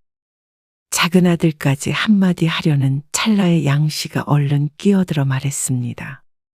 잡담 그만하고 이제 절하자. 시간이 너무 늦었다. 막말을 하려던 작은 아들이 다시 입을 다물었고 큰아들도 아내의 옆구리를 쿡 찌르며 눈치를 줬습니다. 내가 뭘? 늘 이런 식이다 보니 함께 모인다고 좋은 마음만 드는 것은 아니었습니다. 크고 작게 투닥거리는 아들과 며느리들 사이에서 양 씨가 어떤 행동을 취해야 할지 난감했습니다. 그래도 제사 때는 조용히 넘어간 편이었습니다. 하지만 문제는 양 씨의 팔순을 앞두고 또 발생을 했습니다. 그것도 팔순 잔치 비용을 누가 내느냐로 말이죠. 제사 때 이후로 3개월 만에 모인 자리였습니다. 잔치는 무슨 잔치야? 그냥 간단하게 밥이나 먹자. 에이, 엄마, 그래도 그건 아니죠. 왜 팔순잔치를 안 해요? 칠순도 안 하셨잖아요. 그래요, 엄마. 이번에는 해야죠. 그런 거 하려면 돈도 많이 들잖냐. 양 씨의 말에 큰아들이 손을 저으며 말했습니다. 그래도 아들이 둘이나 있는데 뭘 걱정하세요. 반씩 나누면 얼마 안 돼요. 그러자 작은 아들이 큰아들을 휙하고 고개를 돌려 쳐다보았습니다. 잔치를 우리 둘이 똑같이 내자고? 작은 아들의 말에 큰아들이 황당하다는 듯이 대꾸했습니다. 그럼 똑같이 내지? 설마 나한테 다 내라는 거야? 돈 있는 사람이 내야지. 어떻게 돈 없는 동생한테까지 돈을 내라 그러냐. 공무원이 벌면 얼마나 번다고. 그리고 애엄마도 일 그만둬서 힘든 거 뻔히 알면서 그래? 야, 임마, 너는 꼭 돈 낼 때만 공무원 타령하더라. 암만 그래도 너는 철밥통 아니냐. 연차도 제법 돼서 이제 좀 살림 피지 않았어? 왜 맨날 죽는 소리야? 일반적으로 하면 나라고 안 내고 싶겠어? 호텔에서 한다 어쩐다 하면서 나보고 반을 내라 그러면 나가 죽으라는 거 아니야? 엄마 팔순 잔치하는데 돈이 많고 적고가 어딨어? 너는 엄마 자식 아니야? 당연히 똑같이 내야지. 이런 걸로 입씨름하고 있는 게 황당하네. 돈 좀 있다고 유세 떨 거면 이런 것도 형이 내면서 유세를 떨어. 잘난 척은 다 하면서 정작 이럴 때만 반반 내자고 난리야. 유세? 너 말 다 했어? 막말로 너 공무원이라도 되게 공부시켜준 게 누구야? 나잖아. 그 돈 다 우리 가족 공장에서 나온 돈이잖아. 그리고 형이 공부만 끝까지 시켜줬어도 지금보단 훨씬 잘 살았어. 그러면 그깟 팔순잔치 내가 다 낼 수도 있었고. 가족 공장?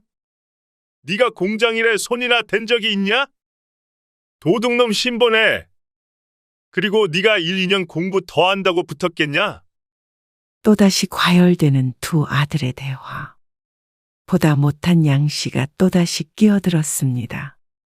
도대체 왜 만나기만 하면 싸우는 거야? 지겹다, 지겨워. 팔순 잔치가 뭐라고 싸워. 그냥 밥 한 끼 먹자니까. 아니에요, 엄마. 이 자식이 말도 안 되는 소리를 하니까 팔순 잔치 당연히 해야죠. 내가 무슨 말도 안 되는 소리를 했다는 거야. 반반씩 하려면 내가 하자는 곳에서 해. 그러면 되잖아. 또 허접한 곳 예약하려고 그러는 거 아냐? 됐다, 됐어. 내가 다 낼 테니까 가만히 있어. 그게 도와주는 거다. 뭐가 어째? 나도 낼 테니까 보통으로 평범하게 해. 남들 하는 것처럼. 유난 좀 떨지 말고. 또다시 싸우는 두 아들의 양 씨가 지끈거리는 머리를 짚었습니다. 며느리들은 말릴 생각이 없는지 남편 뒤에 각자 서서 응원이라도 하는 듯 보였습니다. 결국은 결론이 나지 않고 이렇게 하자 저렇게 하자 말만 하다가 집으로 돌아가 버렸습니다. 나중에서도 둘의 의견이 좁혀지지 않자 여행으로 대체하자, 식사만 하자, 어쩌자 하다가 유야무야 얼렁뚱땅 팔순 잔치를 하지 않게 되었죠. 첫째는 둘째 때문에 못했다. 둘째는 첫째 때문에 못했다. 끝까지 싸우는 형제들에게 양 씨가 지쳐 말했습니다. 나는 처음부터 식사만 하자고 했잖냐. 왜 쓸데없는데 시간 낭비하고 싸우고 그래. 그렇게 해서 팔순 당일이 되었을 때 또다시 가족들이 모이게 됐습니다. 작아도 잔치는 잔치인데 서로 표정이 그리 좋지는 않았죠. 죄송해요. 칠순도 못했는데 팔순 잔치까지 못해드려서 마음이 안 좋아요. 그러게요. 어쩌다 보니까 그렇게 됐네요. 됐다. 신경 쓸 거 없어. 나는 이게 더 좋다. 한정식당에서 함께 식사를 하는데 그릇을 거의 비워가자 큰 며느리가 가방에서 봉투를 꺼내서 건넸습니다. 어머니, 너무 서운해하지 마시고요. 이걸로 맛있는 것도 사드시고 하세요. 아니면 친구분들이랑 놀러도 좀 가시고요. 마음을 담아서 넉넉히 넣었어요. 봉투를 열어보자 언뜻 보아도 상당한 금액이 들어 있었습니다. 양 씨가 깜짝 놀라 물었습니다. 무슨 이렇게 큰 돈을 줘? 큰 돈은요, 무슨? 자식 도리인데요? 큰 며느리 말을 듣고 양 씨는 작은 아들을 안 쳐다볼 수가 없었습니다. 작은 아들의 표정이 역시나 좋지 않았습니다. 엄마, 저희는 큰 건 준비 못했고요. 곧 추워지니까 잠바 한 벌 사왔어요. 어머니, 그래도 백화점에서 샀어요. 쇼핑백을 건네는 둘째 부부는 서로를 바라보며 눈짓으로 무언가 대화를 나누고 있는 것 같았습니다. 아이고, 고맙다. 안 그래도 입던 게 다 터져서 새로 사야 되나 걱정했는데 마침 딱 좋은 걸 사줬네. 양 씨는 작은 아들의 형편이 좋지 않은 걸 알기에 과하게 칭찬을 하며 축혀 세웠습니다. 저희가 나중에 돈 많이 벌면 더 좋은 거 사드릴게요. 침울하게 말하는 작은 며느리에게 양 씨가 말했습니다. 아니다. 잠바가 딱 좋다. 어떻게 알고 이걸 사줬는지.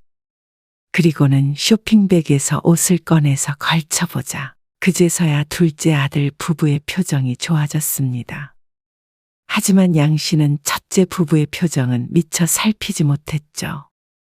양 씨는 잠시 후 화장실에 다녀온 후 다시 자리로 돌아와 문을 열려고 했는데 그때 안에서 아들들의 대화가 들려왔습니다. 너는 그냥 엄마 생신도 아니고 팔순인데 선물이 그게 뭐냐? 무슨 패딩을 팔순 선물로 드려? 그러는 형은 용돈 드릴 거면 제발 좀 상의 좀 해. 형만 많이 드리면 끝이야? 내 입장은 생각 안 해. 드리려면 얼마 드리자. 얘기를 하고 반반씩 드리면 좋잖아. 너 반반 싫어하잖아. 그래서 내가 더 드린다는데 그게 또 불만이야? 형은 왜 형밖에 몰라? 그런 건 기본적인 거 아냐? 아니다. 형한테 뭘 바라냐? 기본도 안 된 사람한테. 도련님 말이 너무 심하시네요. 또 문 앞에 서서 양 씨는 머리를 짚을 수밖에 없었습니다. 이래도 싸우고 저래도 싸우니 그냥 만나지 않는 게 가장 좋은 방법 같았습니다. 식사를 서둘러 마치고 만류하는 자식들을 뿌리치고 집으로 서둘러 돌아왔습니다. 그래도 팔순인데 홀로 TV나 보고 있자니 헛헛한 기분이 들었지만 자식들이 싸우는 꼴은 더 받다간 화병으로 쓰러질 것만 같았습니다. 잘 먹은 한정식도 소화가 안 되는 듯 아직도 뱃속이 더부룩했습니다. 그런데 그런 더부룩한 느낌은 다음 날이 되어도 다다음 날이 되어도 가시질 않았습니다. 그리고 며칠 뒤에 양 씨는 갑작스러운 복통으로 구급차를 타고 응급실에 갔는데 병명을 알 수 없다는 말만 들었습니다. 다만 염증 수치가 높기 때문에 조심하라는 의사의 말에 홀로 다시 집으로 돌아왔습니다. 병원에서 타온 약을 먹으니 조금 괜찮아지는 것 같았죠. 자식들이 걱정할까봐 먼저 알리진 않았지만 우연히 통화하다 이 사실을 알게 된 둘째 아들이 말했습니다. 그냥 그 집 팔고 저희 집으로 오세요. 아니면 저희가 그 집으로 들어가고요. 엄마 연세도 있으신데 언제까지 혼자 계실 수는 없잖아요. 이번 일만 해도 그래요. 하마터면 큰일 날 뻔했어요. 이 정도만 해서 다행이지. 구급차 부를 정신도 없으셨으면 어쩔 뻔했어요. 그러자 양 씨도 생각이 많아졌습니다. 자신은 오래도록 건강할 줄 알았는데 이번에 아프고 나니 조금 무서운 생각도 들었습니다. 그래서 우선은 작은 아들에게 그러마하고 대답했습니다. 하지만 큰아들과 상의를 안 할 수는 없었습니다. 고민 끝에 작은 아들과 함께 사는 것이 좋겠다는 결론에 이르자 양 씨가 큰아들에게 전화를 걸었습니다. 작은 아들과 나눈 대화를 전하자 큰아들이 화를 냈습니다. 그러면 어쨌든 그 집을 팔아서 정석이네 집으로 들어가시거나 아니면 정석이가 그 집으로 들어간다는 거네요. 그래, 너희는 애들이 둘이니까 정석이는 애도 없고. 그건 다 좋은데요. 만약 그 집 팔면 그 돈은요? 그것에 대해서는 크게 생각을 해보지 않은 양 씨였습니다. 정석이가 그 돈 달라고 할 거 아니에요. 아니다. 그런 말은 안 했어. 말만 안 했지. 당연히 그 생각하고 모신다고 했겠죠. 하지만 큰아들 말을 들으니 작은 아들에게 그 돈을 주는 것도 맞다는 생각이 들었습니다. 그래도 자신이 죽을 때까지 데리고 살려면 돈이 필요할 테니까요. 달라 그러면 줘야지 뭐. 그리고 정석이 요즘 생활이 어렵대잖냐. 그러자 큰아들은 한참을 말을 하지 않고 있었습니다. 예? 용철아? 끊었나? 아니에요. 안 끊었어요. 엄마, 근데 아무래도 이렇게 전화로 간단하게 얘기하고 지나갈 문제는 아닌 것 같네요. 주말에 정석이네랑 같이 그리로 갈게요. 아들의 기세가 심상치 않아 보였습니다. 만나면 또 싸울 것은 뻔하니 만남은 피하고 싶었습니다. 하지만 돈 얘기가 나온 이상 얼렁뚱땅 넘어갈 수는 없는 노릇이었죠. 그러면 이 집 팔아서 너도 조금 주마. 조금이요? 조금이라는 단어에 심기가 상했는지 아들이 화난 목소리로 말했습니다. 그래도 넌 먹고 살만 하지 않냐? 그런 문제가 아니잖아요. 아니에요. 주말에 뵙고 말씀드릴게요. 쉬세요. 양 씨가 대답도 하기 전에 전화는 끊어졌습니다. 큰아들이 왜 화를 내는지는 이해했지만 양 씨도 큰아들이 조금은 양보를 해줬으면 하는 마음이었습니다. 잘 사는 큰아들은 걱정할 것이 없었고 작은 아들은 늘 걱정이 됐죠. 마음 한켠에 작은 아들을 끝까지 공부시키지 못한 죄책감도 있었고 없이 사는 것이 얼마나 힘든 일인지도 알기 때문이었습니다. 아파트를 팔아도 대단히 큰 돈이 나오는 것은 아니지만 지금보다는 작은 아들이 여유 있게 살 수는 있을 것이었습니다. 하지만 이 돈은 큰아들에겐 있어도 그만, 없어도 그만일 것 같았죠. 주말이 될 때까지 마음이 불편한 채로 기다려야 했습니다. 아침 일찍 큰아들, 작은아들과 며느리들이 도착했습니다. 들어와서 전부 앉을 때까지는 모두들 아무 말 하지 않았습니다. 폭풍전야와도 같은 불길한 침묵이 계속되었죠. 그래서 어떻게 하면 좋겠냐? 양 씨의 말이 신호탄이 된 듯 큰아들이 따졌습니다. 왜 일을 그렇게 처리하시려고 하세요? 이건 너무 불공평하잖아요. 그러자 작은아들도 억울하다는 듯이 말했습니다. 아니, 내가 엄마 모시겠다는데 당연히 그 돈은 내가 받아야 하는 거 아냐? 그리고 안 모셔도 내가 받아야지. 형은 그동안 아버지 공장으로 잘 먹고 잘 살았잖아. 또 그 얘기야? 언제까지 울고 먹을 거야? 나 아니었으면 그 공장은 지금 있지도 않았고 너는 공무원은커녕 그 나이까지 공부하지도 못했어. 어찌됐든 아버지 거였던 공장을 형이 받았으니까 원칙대로 하자면 이 집은 내가 받는 게 맞잖아. 그리고 그 대신 엄마도 우리가 모신다는 거고. 멀쩡한 엄마를 갑자기 왜 모시겠다고 난리야? 그럴 거면 결혼할 때 이 집에서 그냥 살지 왜 굳이 나가 살았어? 멀쩡하긴 이번에도 아파서 병원 갔다 오셨는데 형이 늘 그렇게 무심하니까 엄마가 나랑 살겠다는 거 아냐? 그러면 엄마 재산도 같이 따라오는 게 당연한 거 아니야? 도련님, 그건 아니죠. 원래 상속 받을 땐 다 똑같이 나눠야 되는 거예요. 모르면 가만히 계세요. 우리 엄마 돌아가시기라도 했어요? 살아있는 엄마를 왜 형수가 죽여요? 상속은 무슨 상속이야? 무식하면 말을 아끼셔야지. 야, 임마! 너 말 다 했어? 이 자식이 그동안 건방지게 굴어도 참아 넘겼더니 끝을 모르네. 너는 그렇게 유식해서 그 꼴로 살고 있냐? 꼴? 내 꼴이 뭐? 돈이 단 줄 알아. 남들은 공무원 되고 싶어서 난리야. 형만 무시하는 거야. 형만. 그리고 공부 못하게 한 건 형이잖아. 말끝마다 공무원이 어쩌고 저쩌고. 형이 그럴 자격이나 있어? 도련님, 우리가 무슨 무시를 했다고 그래요? 무시는 우리가 당했지. 학력 가지고 얼마나 무시했어요?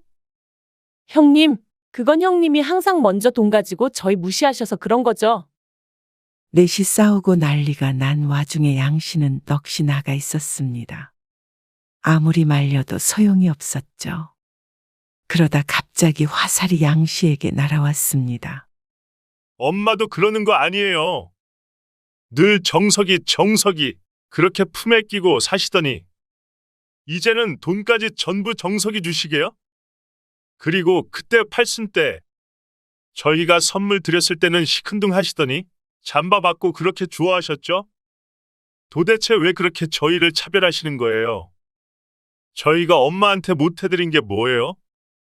차별이라니 그런 거 절대 아니다. 나는 그냥 정석이가 기 죽을까 봐. 형은 그렇게 평생 큰아들 대접받고 살았으면 됐지. 뭘 더 바라는 거야?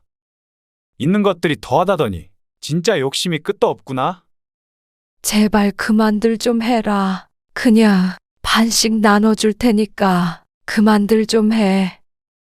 양 씨가 흐느끼며 말하자 이번에는 작은 아들이 양 씨에게 도끼눈을 했습니다. 모시기로 한 건 저예요. 그런데 왜 덕은 형이 보는데요? 또다시 결론이 나지 않는 싸움이 시작됐습니다. 반씩 나누는 것도 싫고 한 사람에게 주는 것도 싫다고 하면 도대체 어떻게 해야 하는지 알 수가 없었습니다. 1시간 넘게 계속된 싸움은 양 씨가 앓는 소리를 내며 주저앉아 소강 상태가 되었습니다. 그만하자. 나중에 얘기하자. 아니다. 그냥 없던 얘기로 하자. 그냥 이렇게 나 혼자 여기서 살련다.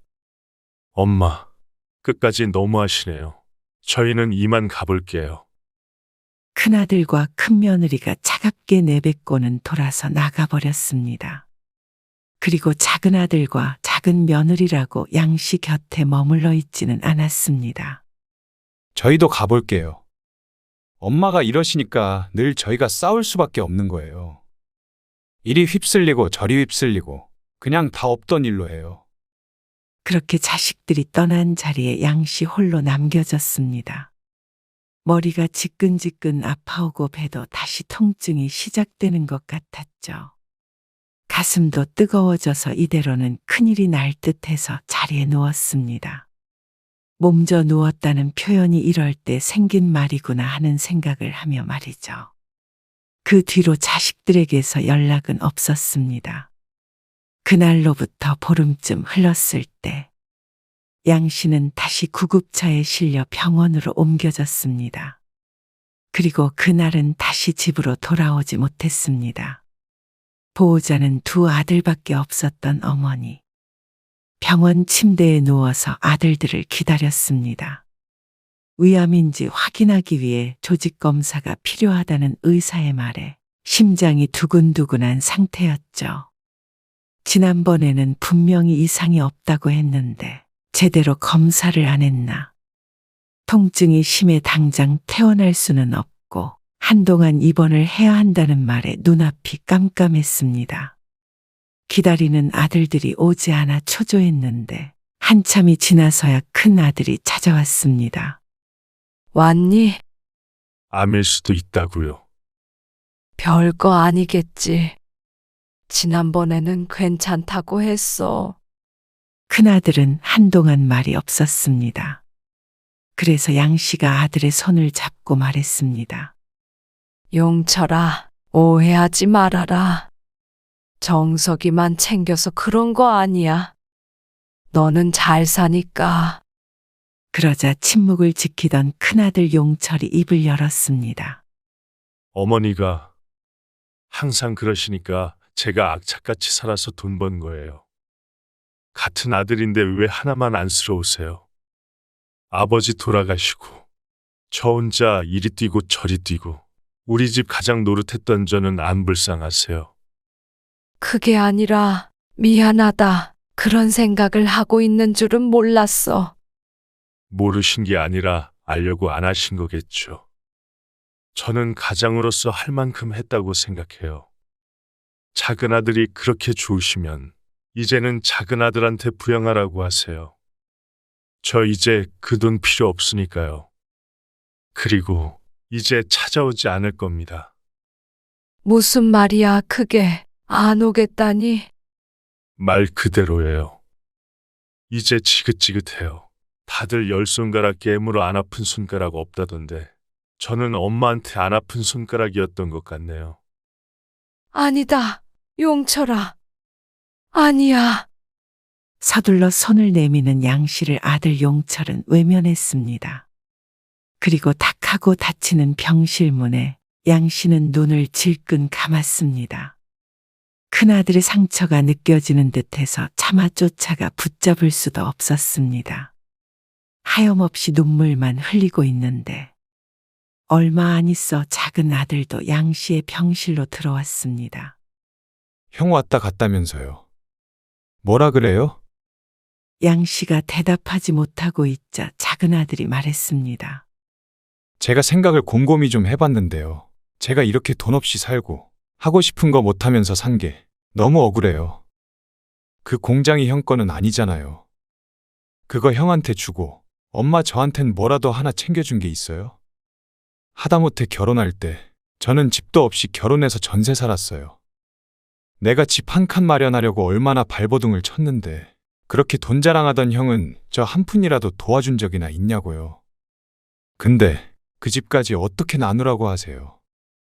저는 당연히 그건 제 몫인 줄 알았어요.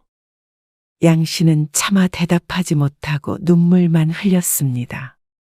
돈 많은 형은 그 돈까지 가져가겠다고 그러고 엄마는 또 그거에 동조하고 그러면 어머니 둘째 며느리는 굳이 시어머니 모시면서 살고 싶을까요? 나는 그러라고 말 못해요. 우리 집 가장 큰아들 용철이 형이 엄마 모시면 되겠네요. 엄마도 그게 더 좋으신 거죠? 늘 형을 더 사랑하셨잖아요.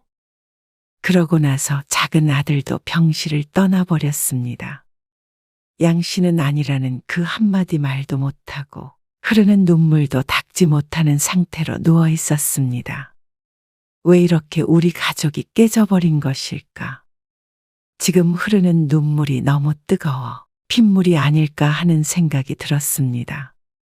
그러면 도대체 어떻게 행동해야 했을까? 양 씨는 가슴에 손을 얹고 아프지 않은 손가락이 없었고 용철도 정석도 모두 똑같이 너무나 사랑했습니다. 그런데 두 아들 모두 자신을 사랑하지 않는다고 말하니 속을 뒤집어 까서 보여주고 싶은 심정이었습니다.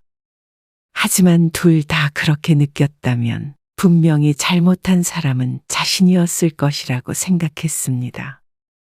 나중에 병실로 들어온 간호사가 놀라서 양 씨의 어깨를 흔들 때까지 양 씨는 이 상황을 어떻게 되돌려야 할지 고민했지만 결국 해답을 찾을 순 없었죠.